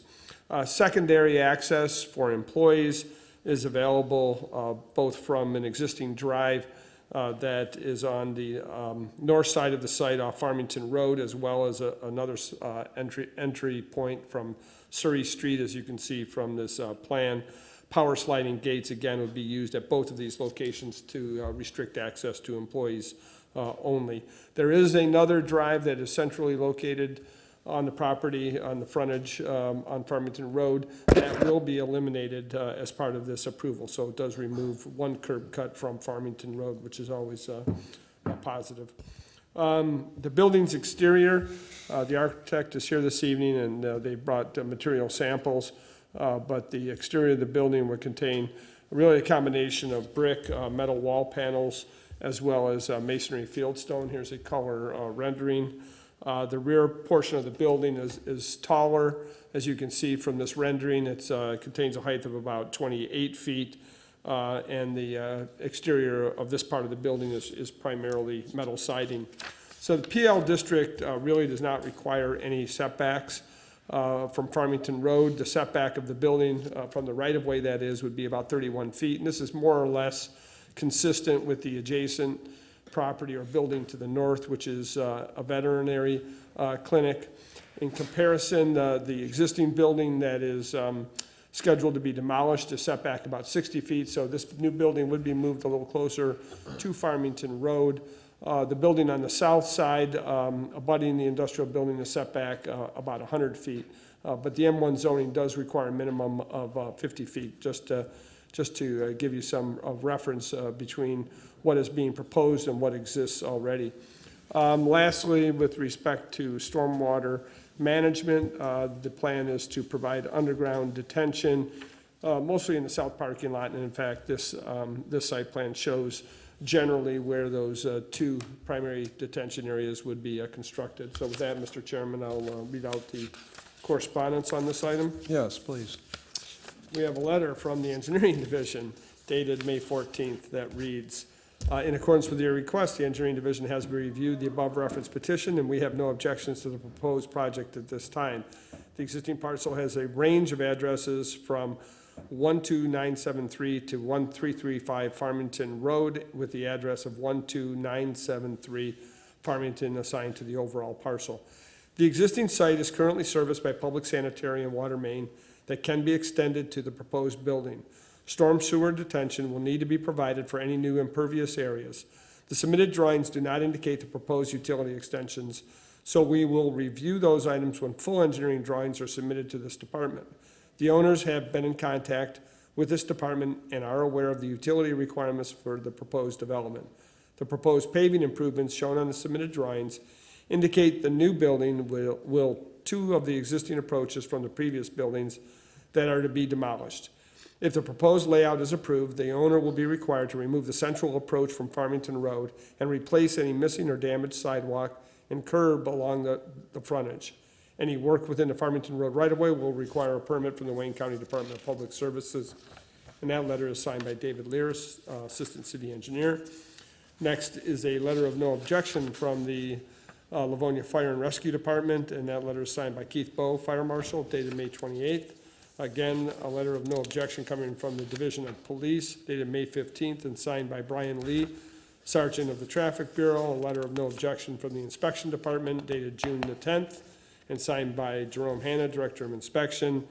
As well, no letters of no objections coming from the Department of Finance, dated May 14th, and the Treasurer's Office, dated May 14th. Thank you. Oh, that's reassuring. Is there any questions for our planning staff in regards to anything that we've heard so far? No, no questions? We have our, well, petitioners, our city, of course. We have some of our city department heads here. Mr. Roraff. Good evening, sir. Good evening. Don Roraff, DPW. And what would you like to tell us about this property? You know, in general, I think Mr. Tormina covered a plethora of everything that we're doing there, but just to rehash kind of where we, you know, where we were before and what the purpose was of getting this building is the current conditions that the employees are working in the Water and Sewer Division are terrible. And it's also very difficult in hosting a lot of meetings and the things that we do in the current location for other cities, residents, or whatever, to find that building because it does sit off of Farmington Road. So when this opportunity came up, and again, I'm probably rehashing some of the stuff that we had talked about before, it's a perfect opportunity to get DPW out on the frontage of Farmington Road for better access, and being able to provide this building for the admin staff and for the Water and Sewer Division is, from an operational standpoint, is much needed. And obviously, we're there to serve the public and be most responsive as we can, and being efficient in this manner would be, you know, taking it up another notch, having this building. So with that, I don't want to run on too far with explanations of things. I'd be happy to answer any questions, and as Mr. Tormina said, we do have some color and some different things here if you would like to see that from our architect, but I'd be happy to answer any questions. Thank you, Mr. Roraff. And of course, the other, I think, important thing to note is this plan would provide a much added security benefit to the DPW yard. Absolutely. Not only for the yard itself to kind of lock that down, our current yard, you know, the gates are left open constantly, and I think if you actually go on Google Maps, it shows DPW drive or something. So depending on what time of the day, we have delivery trucks, we have citizens, everybody zipping around the yard, and that's just not safe. You know, cars interacting with backhoes and vectors is not a good idea. Right. Not to mention, like I said, when you're locking down that piece of property, as he mentioned, coming in off of Farmington Road, there'll be one point of access for the general public to come into the building. That parking area, everything is secured there. The campus will be locked down with, again, gates and fencing. So yes, that's an important part of the package as well. Thank you. Definitely. Do we have any questions for our DPW director? Just one Mr. question, Bonjero. Mr. Chairman. When will construction, demolition, and everything start? I'll take that as a two-part question. Some of the buildings that Mr. Tormina had mentioned, there's a brick building that's up in the front currently. We're going to start that demolition on that building in-house probably within the next week or two. The taller metal building structure will probably stay as long as possible just because it has some storage uses at this particular point. As we move further down the line into the building that was purchased, I'm saying probably fall, early fall, late summer would be reasonable for the bringing down of that particular building. The construction portion, depending on if we can get the land balancing and the things like that happening in the late fall, which we're hoping to do, we may be able to get some winter activities taking. But for the most part, I think it's fair to say that the full-fledged construction portion will happen in the early part of spring next year. And a completion of? I would hope by midsummer, but I know that's unrealistic, but it would probably be fall of next year. Okay, thanks. Thank you, Mr. Bonjero. Any other questions for our DPW director? I don't see any other questions. Is there anyone in the audience wishing to speak for or against this item? I don't see anybody coming forward. Anybody want to talk to Mr. Lear about his letters that he sends in or anything like that? Okay. All right. Shortening it down, I think. Yeah, there you go. All right, if there's nothing else on this item, I will look for a motion. Mr. Chairman, Mr. Long. I'd like to offer an approving resolution. Okay. That the request to demolish the existing structures at 12973 Farmington Road and construct a new building for the City of Livonia Department of Public Works is hereby approved, subject to City Council approval, and the following conditions. Number one, that the site plan identified as sheet number C200 dated May 15th, 2019, prepared by SIDA Group is hereby approved and shall be adhered to. Number two, that the architectural site plan identified as sheet number A100 dated May 17th, 2019, prepared by SIDOC Group is hereby approved and shall be adhered to. Number three, that the exterior elevations plan identified as sheet number A300 dated May 17th, 2019, prepared by SIDOC Group is hereby approved and shall be adhered to. Number four, that all rooftop mechanical equipment shall be concealed from public view on all sides by screening that shall be of a compatible character, material, and color to other exterior materials on the building. And number five, that the specific plans referenced in this approving resolution shall be submitted to the inspection department at the time the building permits are applied for. Do we have support? Support. All right, we have a motion to approve by Mr. Long, supported by Mr. Caremagno. Is there any discussion on the motion? Seeing none, if the secretary is ready, please call the roll. Mr. Long. Aye. Caremagno votes aye. Mrs. Smiley. Aye. Mrs. McHugh. Aye. Mr. Bonjero. Aye. Mr. Ventura. Aye. Chairman Wilshaw. Votes aye. Motion passes. We'll go on to City Council. Thank you, Mr. Roraff, for coming tonight and your staff, and wish you good luck on this. Thank you, I appreciate your time. Have a great evening. Thank you, you too. And if, well, I think we're ready to go on to item number 4 on our agenda. And that is petition 2019-05-08-08, submitted by Quick Pass Car Wash, requesting approval of all plans required by section 18.58 of the City of Livonia zoning ordinance number 543 as amended, in connection with a proposal to construct a new attendant building, modify vehicular parking and access, and install a new self-serve vacuum station with overhead canopy at 36295 5 Mile Road, located on the south side of 5 Mile between Yale and Levan Road in the northeast quarter of Section 20. Thank you, Mr. Secretary. Mr. Tormina. Thank you. Again, this is a request to make site changes and to upgrade and expand the services and an existing car wash building that is located on the south side of 5 Mile, just east of Levan Road. So this property is about 1.6 acres in size. It has 121 or 122 feet of frontage on 5 Mile Road and has a depth of 590 feet. And as you can see from this zoning map, there are 3 different zoning classifications. The north 300 feet of the property where the car wash building is located is Zone C2, General Business, while the middle 150 feet of the property is Zone P, Parking, and contains mostly the parking and access drives for the facility. And then the remaining south section of the property is heavily wooded with mature trees and thick undergrowth, and that is zoned OS, Office Services. So the facility on the site previously operated under the name Century Car Wash. The new lessee operator is Quick Pass Car Wash. Located on the site is a 10,875 square foot building that houses both the car wash as well as an auto repair business. The development of this property dates back to 1973 with the approval of a waiver use for the construction of what was at the time a 7,500 square foot automotive diagnostic building. Then in 1974, waiver use was granted to operate an auto wash within the existing building. In '89, Bingham Service Center sought and obtained approval to expand and build an addition of about 3,400 square feet to the building. And then in 2001, the city granted approval to substitute this wooded area in the back of the property as a green belt in lieu of what would otherwise be required a protective wall between the non-residential zoning and the adjacent residential district.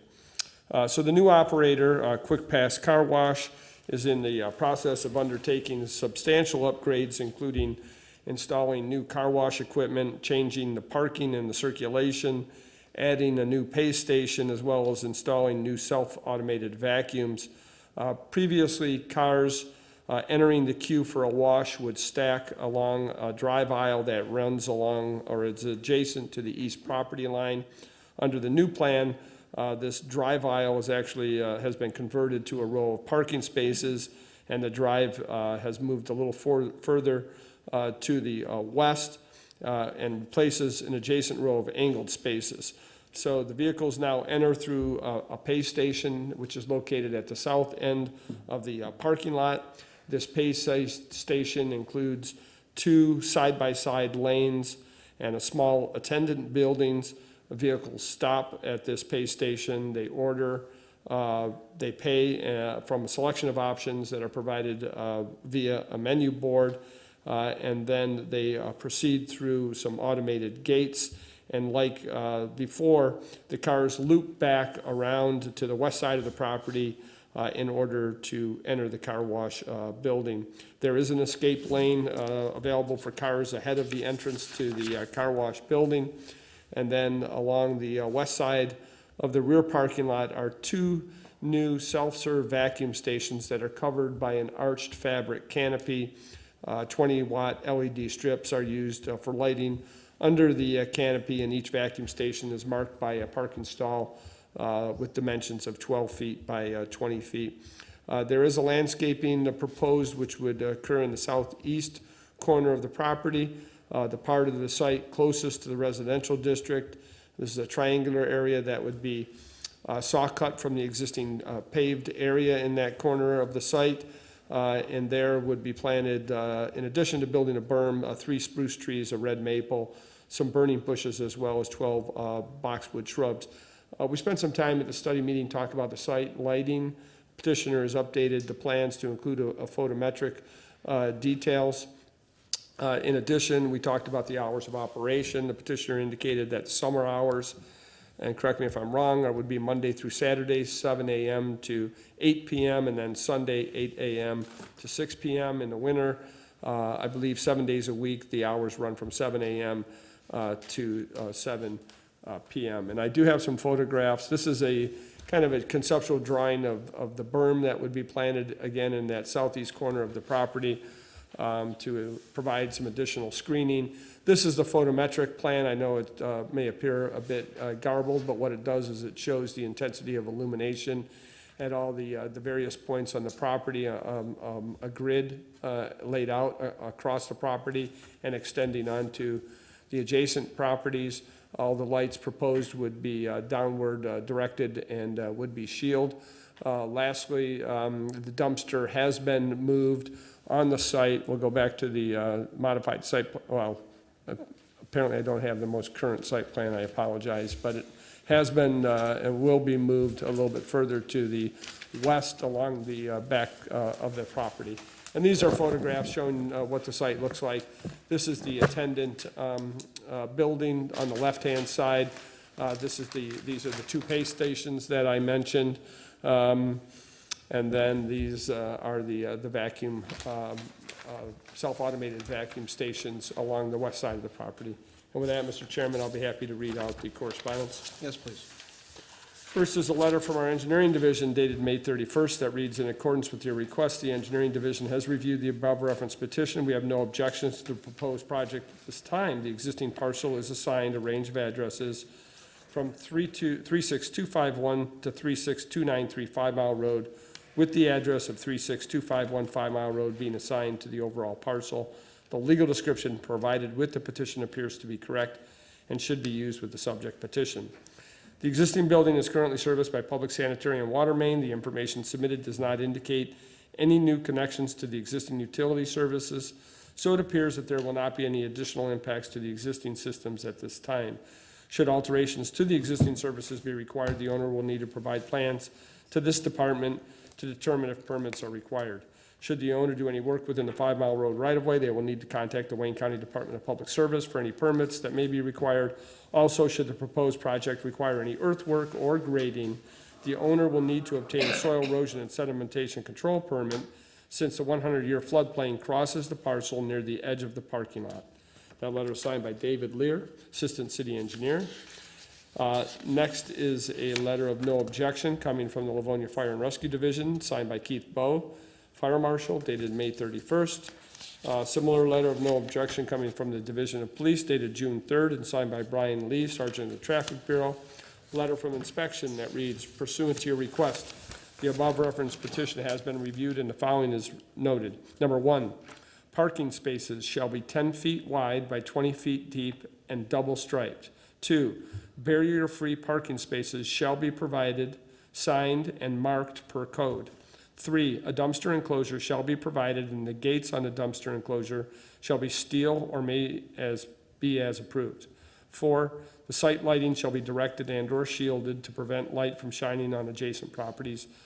This department has no further objections to this petition, and that letter is signed by Jerome Hanna, Director of Inspection.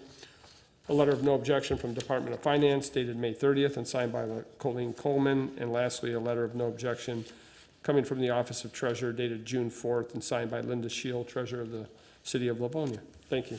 Thank you, Mr. Toromina. Any questions for our planning staff?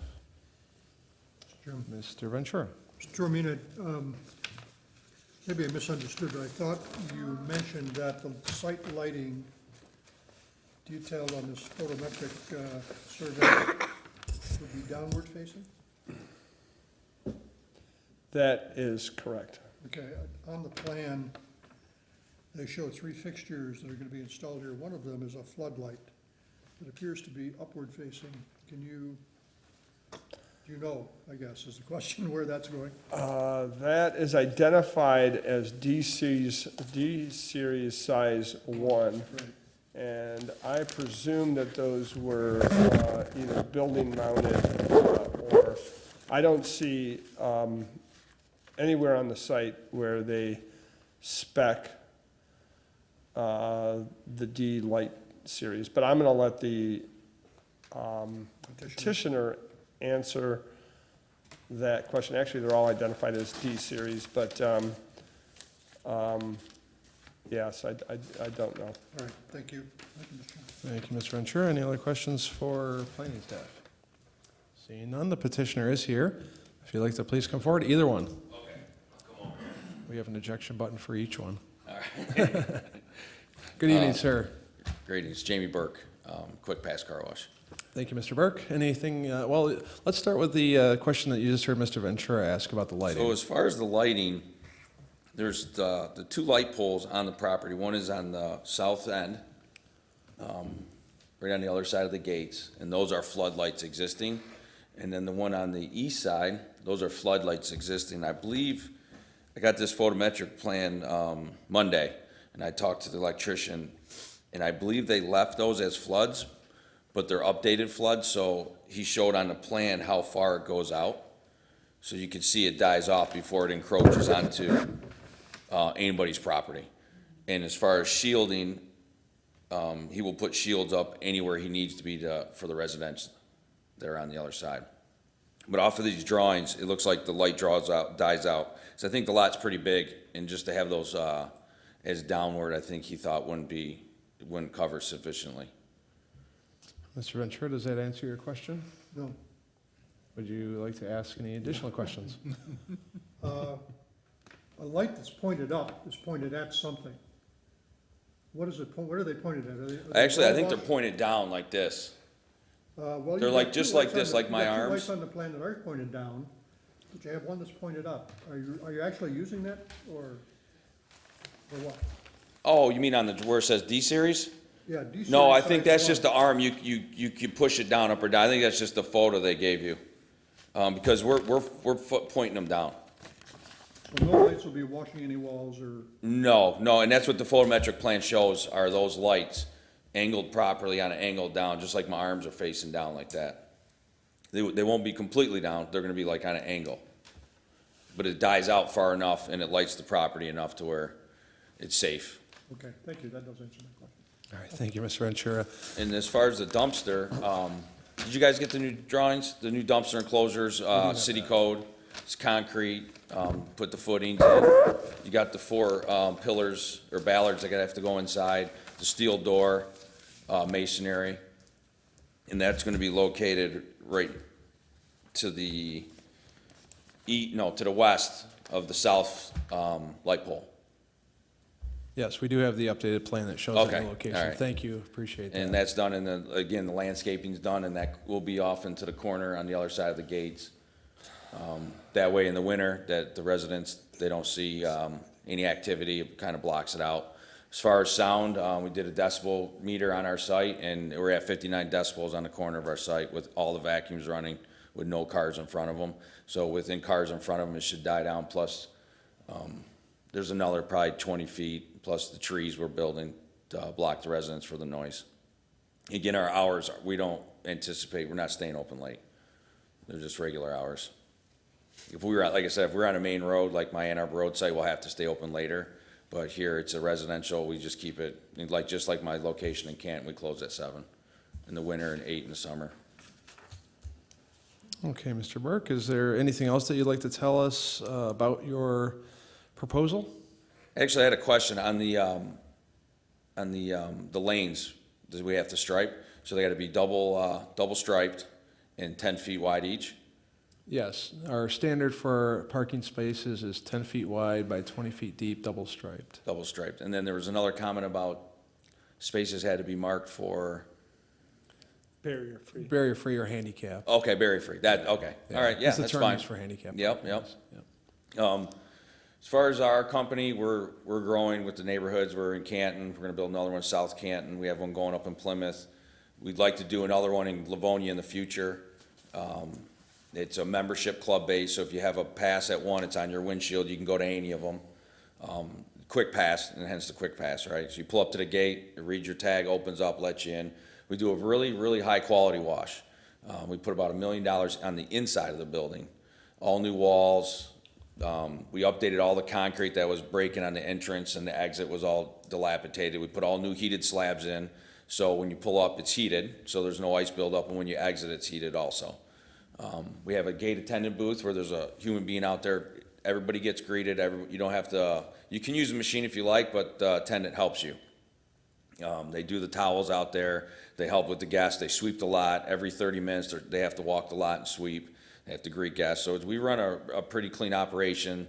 The car wash on the inside is cleaned every night. The walls are cleaned every night, the floors. We're really particular about our landscaping. Everything's clean. I'm putting, on the way in, you'll have some new landscaping going in, so it looks nice for the neighborhood. We painted the building. The building looks really nice compared to what it was. So yeah, we just, we're just the neighborhood guys, grew up in Westland, moved to Plymouth, and trying to build some car washes. All right, thank you, Mr. Burke. Is there any questions for the petitioner? Mr. Long, and then, Mr. Burke, what were the hours that you wanted to run this location? We're at 7 a.m. to 7 p.m. in the winter, Monday through Friday.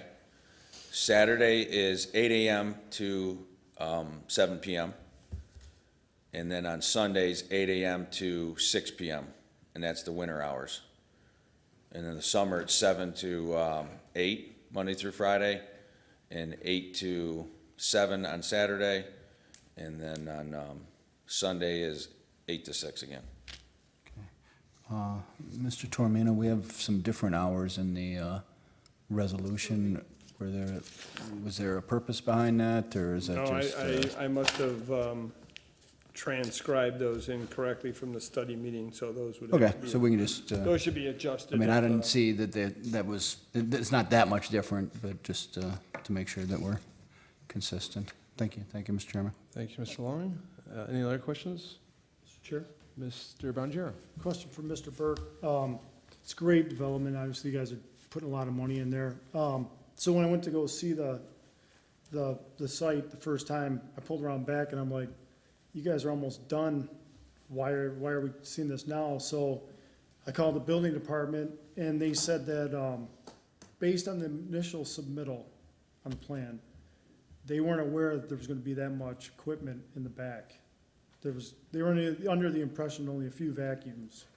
So they had a couple inspections by part-time inspectors that didn't really know to look at the plan and what was actually being built. So somebody discovered it and said they were concerned about the noise, decibels, et cetera. Yeah. And that's how this all came about. So What happened there? There's a miscommunication. So, before we bought the site, we went to the inspection department. We said, hey, we're looking to buy the site. This is how we operate in Canton. This is how all our locations are gonna be the same, free vacuums, gates, and memberships. So, what do you need from us? We gotta go through full site plan approval. And they said, well, let's look at it. What are you doing? And I said, you know, we showed them on some pictures, and they said, well, get us a little drawing since it's already a car wash. We don't think you have to go through all that. So we said, okay, so I went to the architect, got a simple I asked if he wanted full sets. They said, no, just a simple drawing. Provided a simple drawing. It stated vacuum spaces, those 10 spaces, it says vacuum spaces. It showed the parking being removed, it showed the gates, it pointed it out. And then, I guess maybe it's just a little more elaborate than everybody expected. And then I think that's where the miscommunication came. Then I began to purchase the building off of that, saying it was okay to do. Okay, just, I was on, because they said, you know, had they seen this, it would've went to this commission. And which I had no problem First. doing, because I would have preferred that before I bought the property, because It at just that. seems late, you know what I mean? Yeah, I do this a lot, so I was kind of surprised when they said they didn't need it, and I said, wow, this is the best city in the world. So I think it was more just communication, right? Yeah. Because it is definitely different than what you're used to seeing at a car wash, right? There's no canopies. It's a pretty big operation, so, and I apologize for my miscommunication on I'm just looking at everything. like, you know, the neighbors, no one had a chance up front, you know what I mean? It's Oh, I done. totally agree, yeah, I didn't, So- but I came to find out, I didn't try to sneak anything by, that was the point. I'm not. No, I know, I'm just saying, I was kind of like, uh-oh, like, what'd we do wrong, you know? Again, for what it's worth, I apologize on that. Thanks. All set, Mr. Bridgero? Okay, Mr. Tormina? Just a point of clarification, Mr. Burke.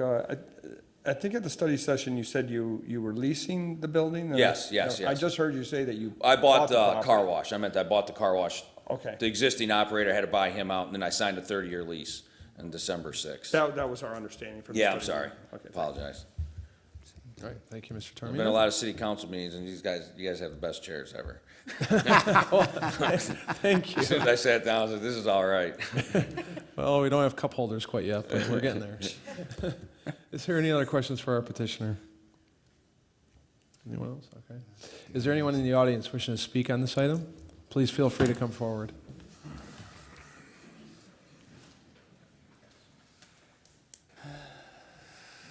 Good evening, ma'am. If you need to pull the microphone down, you can. Okay. Hello, my name is Cecilia Coffey. I live at 15099 Woodside Drive. I am not behind the car wash, but I will be affected by the noise level of 10 vacuum cleaners going. And one of the owners, I believe Gary, was nice enough to come to my home and tell us about the vacuum cleaners, and that was one of my concerns. I do back up to part of the ravine. That's another concern, because that is, we have a tremendous amount of erosion there, and we've had the city council there checking it out. I don't know if that, years ago, I don't know how the car wash would affect that. But the noise level of 10 vacuum cleaners, that is a concern, and Gary told me that there was a way that they could divert some of the noise outward. I don't know. But he did tell me that. I wonder if that was going to be pursued. And so, the concerns of the ravine and the noise factor are my concerns. I also have a letter from one of my neighbors who were unable to attend. And so, you want me to read that? You're welcome to. Okay. It's from Jerry and Marcia Malick, and they live at 36114 Parkhurst. Our concern is about the potential noise and lights with the expanding activity at the remodeled car wash. We have met Gary and appreciate his concern for the homes backing up to the car wash property, and appreciate his willingness to accommodate our concerns with additional landscaping and attention to lights and noise with several suggested remedies. I guess we won't know the impact until they're fully operational. A big concern is the creek and how fragile the ravine is.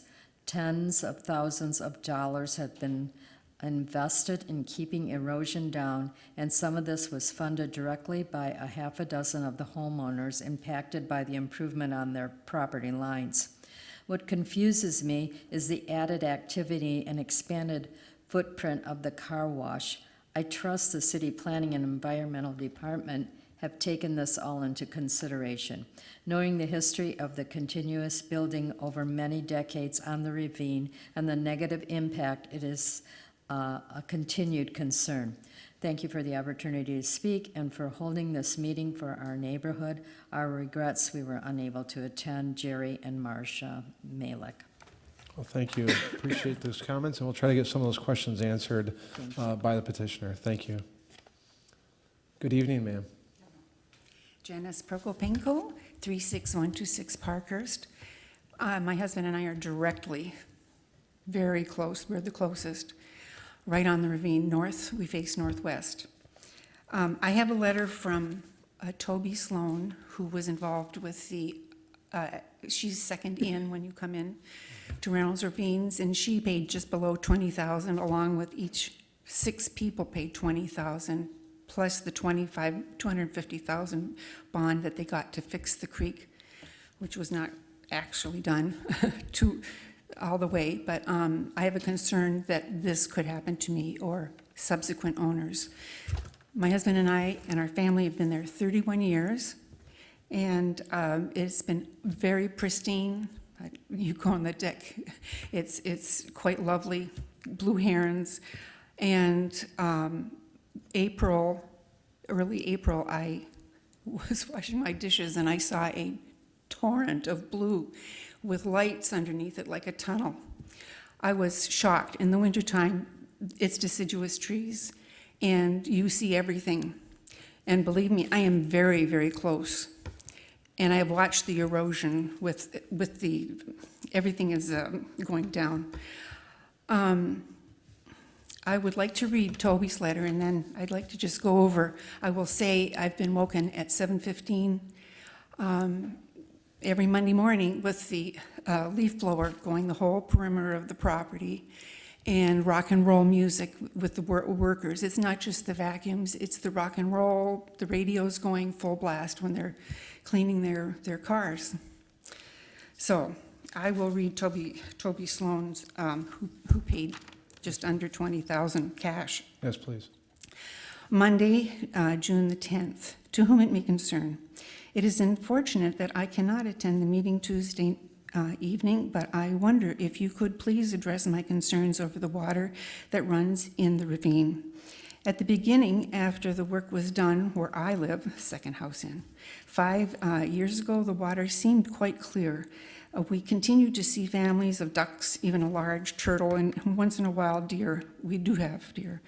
I now see murky water, perhaps due to all the rain we've had, but on a couple of occasions in very early spring, the water looked oily, no slime, but oily. The wildlife has definitely diminished, so now I wonder if it ever is monitored by the city. Is this a healthy situation? Will we see wildlife again? Does the ravine need cleaning out? Are you on the council able to give answers to those in attendance tonight? My wish is that you would have some answer for all of us. If there is a no dumping law, I hope it is enforced. Businesses want to make money, but they also have a responsibility to the environment. Trusting you will kindly look into this matter. Toby Sloan, 36028 Parkhurst. Thank you. Is there anything else that you would like to add besides that letter? I just, a few things. Certainly. We're the most impacted, and in the wintertime, Gary and Mark have been very wonderful about trying to accommodate. I'm just curious why it's the Planning Commission when it's after the fact now. Apparently, this was done on guidelines of 1970 when it was a farm. And our bylaws say that we were informed with the other 2 buildings that went in on 5 Mile. But we were not informed. So when I saw this glaring tunnel, I was shocked. This is increased usage. I know the owner, Mark and Gary, are trying very hard to get all the muck that's been building up. They're trying their hardest. And I suggested the berm, but I don't even know if a wall, but if I'm sleeping in the second floor bedroom, I know the sound goes up. And it's just a heartbreak because it used to be very private and now it's a thoroughfare. So it's also the rock and roll with the radios. The music. So leave it with you. All Thank right. you. Thank you, ma'am. Appreciate it. Good evening, Mr. King. How you doing, Ian? Good. Nice to see you. Steve King, 33950 Coventry. I used to use the old car wash, so I'm glad that they're improving the existing one. I thought it was in pretty rough shape. I was just curious, going into the place, it's speed pass, so that gate just opens instantly, I'm assuming, because otherwise I would anticipate a backup on 5 Mile. Did they require a traffic study for something like that? When cars are coming off a main road going into a place of business where there's any kind of lag time? I'm curious about that. And the other thing is the sound is measured in decibels, whether how loud a sound is, it's dBs. And I'm wondering, is there a maximum dB level for businesses in Livonia? I don't know. Is there a way to put a muffler on a vacuum? I know that seems to be one of the major concerns. The other thing that I was just thinking was, as you come out of the car out of the car wash with your clean car, you're on 5 Mile very, very quickly. I know you talked about the heated cement. Do you have to heat the approach as well, or you do heat the approach too? Okay, that's the only questions I had. Thank you. Good questions. Thank you, Mr. King. We're going to ask you to come right back up. There's anybody else in the audience wishing to speak on this item? I don't think there's anybody left. So, Mr. Burke, you're welcome to come forward. We're going to ask you to answer some of these questions that you've just heard. As far as the stacking, what you're referring to is, it used to be on the east side and it'd come down and around. And the older style car washes, they scrub your car in the beginning and they take their time. Nowadays, the equipment cleans the cars. So we can process 175 cars per hour, where the current location was processing 20 to 25 cars per hour. So in our 2 stacking lanes, when you pull up to the gate, you can stack about 20 cars in each lane, plus another 10 to 15 through after the gate and up, and then I can get another 10 in the building. So as far as backups, there won't be any backups. We're real fast. We do 1,400 cars a day. Our line is maybe out to the back of that building, max. And this one's gonna be faster because it's a longer tunnel. Can't only have 125 feet. Here I have 156 feet. So you can add more equipment, turn the speed up, more dwell time on the cleaning products. And as far as the noise and the sound, again, the sound, it's 59 decibels, so I know we're under, I think it's 60, isn't it? Decibels for operation. I'm not sure, Mr. Tormina, do you know what the sound requirements? 59 is for the hours of operation that he's indicated. The 59 would be below the maximum threshold. I don't know, I cannot quote exactly what that is, but I can get back to you on that. Okay. Yeah, I believe it was 60 when we looked up the ordinance. And as far as the lighting, again, the lighting's not gonna encroach. The vacuum area lights, they shine straight down. They do not encroach out onto the facility at all. And they're only 20 watts. And we'll be closed again at early hours. Oh, and the river, we have nothing to do with the river. We have not touched anything to the site that would cause anything to happen to that river. I know that's that was a big worry for some neighbors, and we haven't done anything to that river. Yes, that's a major concern for the Yeah. residents in that area for many, many years. I can recall as St. Mary's Hospital and other properties in that area have developed and worked on their storm discharge. They always have been concerned about the erosion in that creek bed area.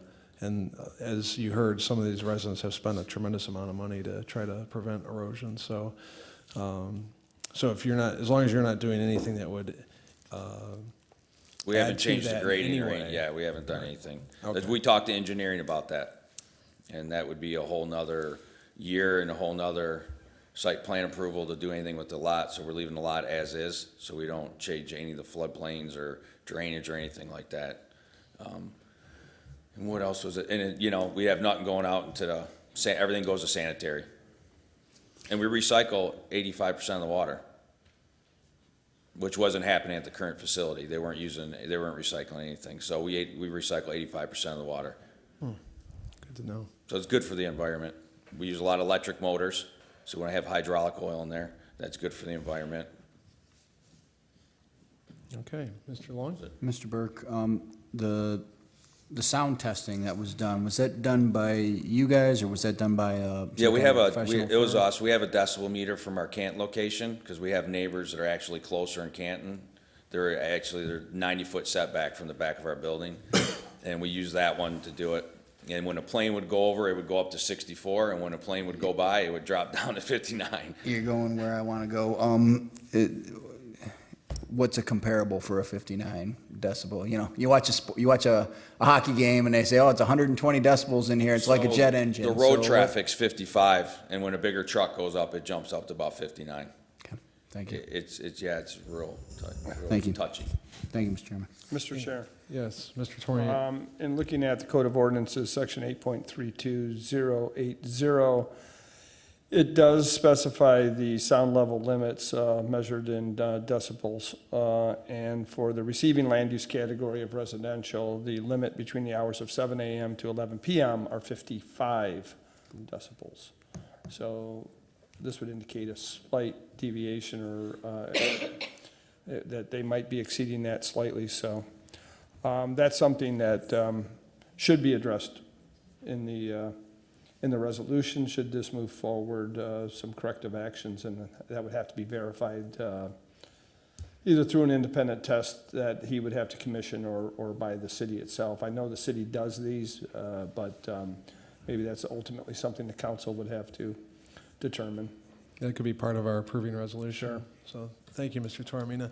Mr. Burke, in terms of sound, especially from the vacuums, because that's going to be your major sound producer, are there any things that can you tell us about the vacuum systems that you've installed there, and is there anything that can be done in terms of muffling that sound or modifying it? There are well, that was the point of the berm, was to put up some more foliage, because I think at the end of our property to their property, there's a lot of trees, and if we put that berm up, the berm is what's going to shoot the sound up and deflect, and then the trees on top of the berm are going to cut the sight line down so they have to look at the car wash in the winter. That's why we're putting pines and things like that. So that was the point of the berm, was to deflect. That's what I did in Canton. We put a berm. As far as the vacuums go, there's not a whole lot. All 10 of those to be fired at once is going to be midday busy, and right about 6 o'clock, we go from, on a busy day, washing 50 cars, 60 to 100 cars an hour, it drops by 3/4. So it'll go down to 20 cars an hour for the last hour of business. And there might be 1 or 2 vacuums going. We studied that. Okay, I'm gonna take this another step. In other states, they put in like 40 vacuums. In Canton, we put in 9, and we couldn't figure out why these guys were putting 40 vacuums in. And they're telling us that their customers are using them, so we would sit there and watch them. We prepared for it. We built underground. We have extra lanes in Canton in case we had to fire another canopy up. And we've never filled them up, and at a certain point in time, there's only 2 people using them at a time. So we never found it. That's why we just put 10 in here. So I doubt that late at night, anybody's gonna be using more than 2 or 3 at a time. And at that point, the sound would be 70% less than 10 of them going.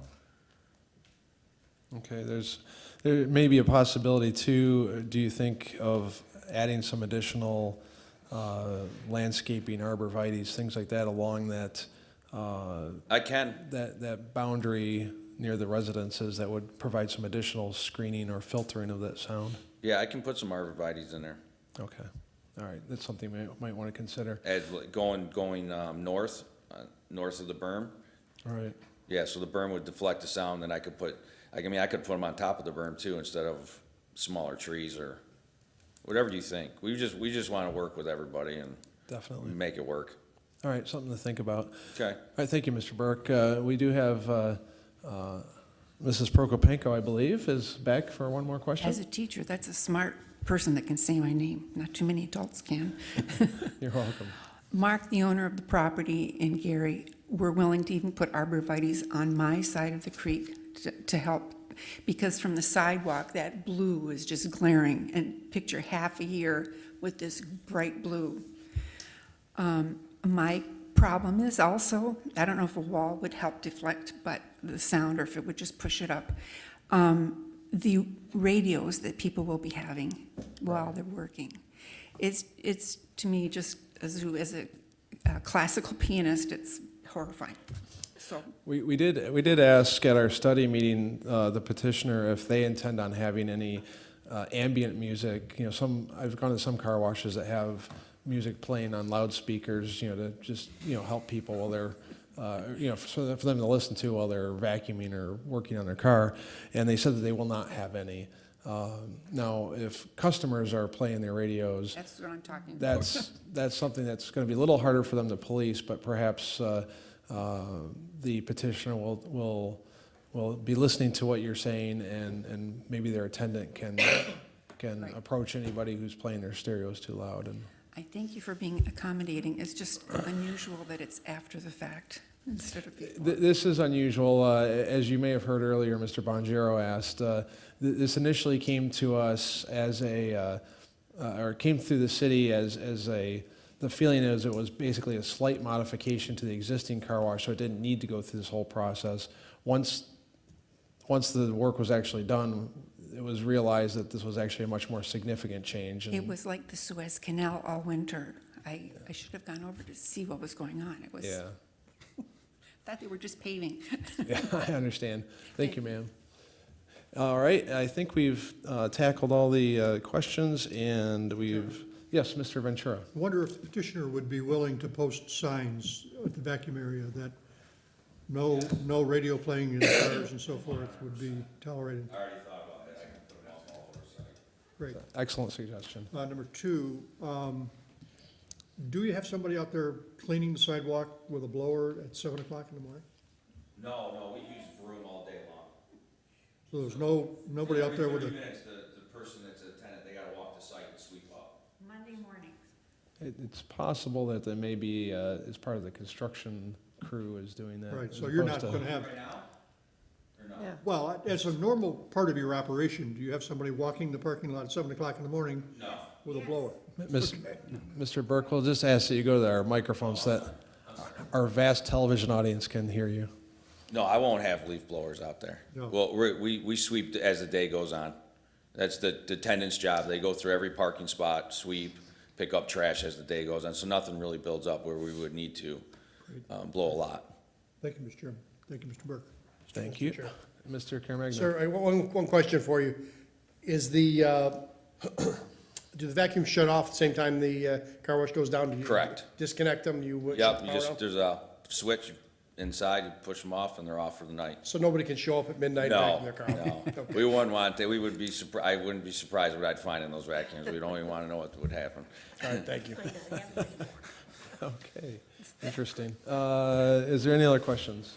One question, Mr. Chairman. Mr. Terramina. The automatic, do the lights turn off automatically? And if so, Mr. Burke, what time does that occur after the business closes? The lights are on timers, so we can set them to whatever anybody prefers. We'd like to get the employees out when they close, so in the winter, I would imagine 8 PM, and then in the summer, 9 PM. Because the employees got to shut down, I don't want them walking in the dark parking lot. And then everything powers down, it's all on, what do you have, what are your requirements for the actual site? Do you have to have lights on at night for safety, or Mr. parking Terramina. lot lights? or- Security lighting, there's no requirement. I know the police do prefer some Low power security lighting. lighting to some extent. Doesn't have Okay. to, you don't have to light the entire parking lot like you normally would during business hours, but some low-level security lighting is always preferred. Yeah, I can, we can put those on timers. I can set it zones up, so the vacuums go off, the gates go off, the vacuum lights, a set of parking lot lights go off. I have a quick question. Yes, Ms. Smiley? Your booth where your attendant's in, is there money exchanged in there, or charge slips, or? Very little. It's more for convenience, because the gates, the kiosks themselves, they take all the money in credit cards. And then the booth is just for an attendant, say, your tag, isn't working, they can look in your system and see why your tag isn't working, or if you want to buy one, or if you want to buy a gift card. And we keep about $100 in that one, and at the end of the night, they bring it inside to the other register. We have 2 registers, one inside, one outside. All right, thank you. Thank you, Mr. Chair. All right, any other questions for our petitioner? I think perhaps the issue of lighting and so on after hours could be addressed as part of our approving resolution, whoever makes that. In the past, we've asked that businesses turn off their lights an hour after closing, more for signage, but perhaps that could be done for the site lighting, and then security lighting allowed after that. So just a thought. Thank you, Mr. Burke, for coming and in answering our questions. Thank you. And I will now go to the commission and look to see if there is a motion. Mr. Chair, I'll make an approving resolution. Yes, Mrs. Smiley. That to construct a new attendant building, modify vehicular parking and access, and install new self-serve vacuum stations and overhead canopy at 36293 5 Mile Road is hereby approved, subject to city council approval and the following conditions. That the site plan identified as sheet number SPA1 dated May the 10th, 2019, prepared by Jeffrey A. Scott Architects, is hereby approved and shall be adhered to. Mr. Toromino, is this going to be added on to it, or? The photometric plan, Yes, that's fine, you can reference that. okay. And including the plan from Jeffrey Scott dated, I don't know when that's dated, received on June the 10th, 2019. And that the hours of operation shall be limited to the following: summer, Monday through Saturday from 7 to 8 p.m. Is that right? And Sunday, 8 to 6 p.m. And then the winter, Monday through Sunday shall be 7 to 7. If those hours are agreeable. Does that match what you have, It Mr.? doesn't match, but it encompasses, so I think you'll be okay. Okay, that all light fixtures shall not exceed 20 feet in height and shall be aimed and shielded so as to minimize stray light trespassing across property lines and glaring into adjacent roadways. All exterior site lighting shall be turned off 1 hour after closing. That all parking spaces except the required handicap spaces shall be striped at 10 feet wide and 20 feet in length as required. That barrier-free parking shall be provided at the direction of the inspection department. That no overhead speakers will be used outside the building. That the 3 walls of the trash dumpster area shall be constructed out of building materials that shall complement that of the building. The enclosure gates shall be of solid panel steel construction or durable, long-lasting solid panel fiberglass. The trash dumpster area shall be maintained and when not in use, closed at all times. That only conforming wall signage is approved with this petition, and that any additional signage shall be separately submitted for review and approval by the Zoning Board of Appeals. That no LED light ban or exposed neon shall be permitted on the site, including but not limited to the building and around the windows. That unless approved by the proper local authority, any type of exterior advertising such as promotional flags, streamers, or sponsor vehicles designed to attract attention of passing motorists shall be permitted. Prohibited. It's prohibited. Pardon me? Prohibited. What did I say? Permitted. Oh, prohibited, excuse me. Blah.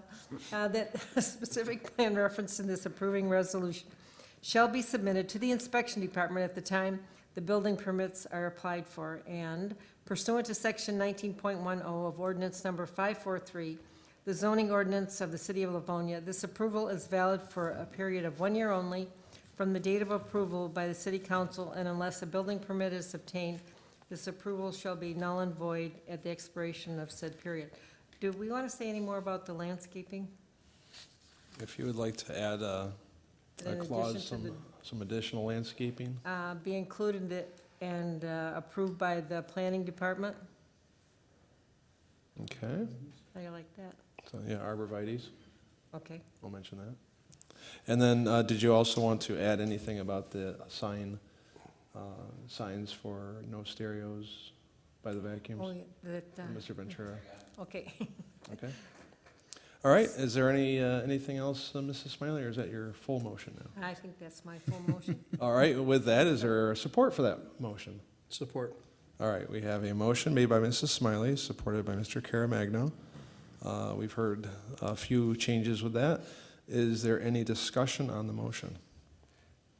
If there's no discussion, Secretary, please call the roll. Mrs. Smiley. Aye. Caremagna votes aye. Mrs. McHugh. Aye. Mr. Bonjero. Aye. Mr. Long. Aye. Mr. Ventura. Aye. Chairman Wilshaw. Votes aye, motion passes, and we'll go to City Council. So thank you for coming tonight and working with us, and wish you luck on your car wash. Thank you, Mr. Burke. That now takes us to the pending items section of our agenda, and number 5. Number 5 is the approval of the minutes of the 1,143rd public hearing regular meeting held by the Planning Commission on May 28, 2019. I believe we had all members present. Is there a motion to approve? By Mr. Long, Support. supported by Mrs. McHugh. If there's no discussion or objection, I think we can safely show 7 to approve the minutes of that meeting. And now we go to item number 6. And that's the approval of the minutes of the 411th special regular meeting held by the Planning Commission on June 4th, 2019. Do you have a motion for that? I move we approve the minutes. All right, by Mrs. Smiley, supported by Support. Mr. Long. Again, if there's no objection and no comments, I believe we can safely show 7 to approve the minutes for that meeting. 6. Excuse me, 6. Mrs. McHugh was not there at that meeting. That's why we need That's why we, yeah. Vice Chair, Secretary, and Treasurer. Yes, Is that too? yeah, that was the election of the officers, so you're lucky. You got away on that one. My gift for coming back. Yes. If there's nothing else to come before the commission at this time, I believe we've reached the end of our agenda, so a motion to adjourn would be in order. So I moved. move we adjourn. I All support. right. I'll take any of the above. I have, we'll go with Mrs. Smiley and Mrs. McHugh on that one. And again, if there's no objection, we will show 7 to adjourn the meeting tonight. Yes, we will.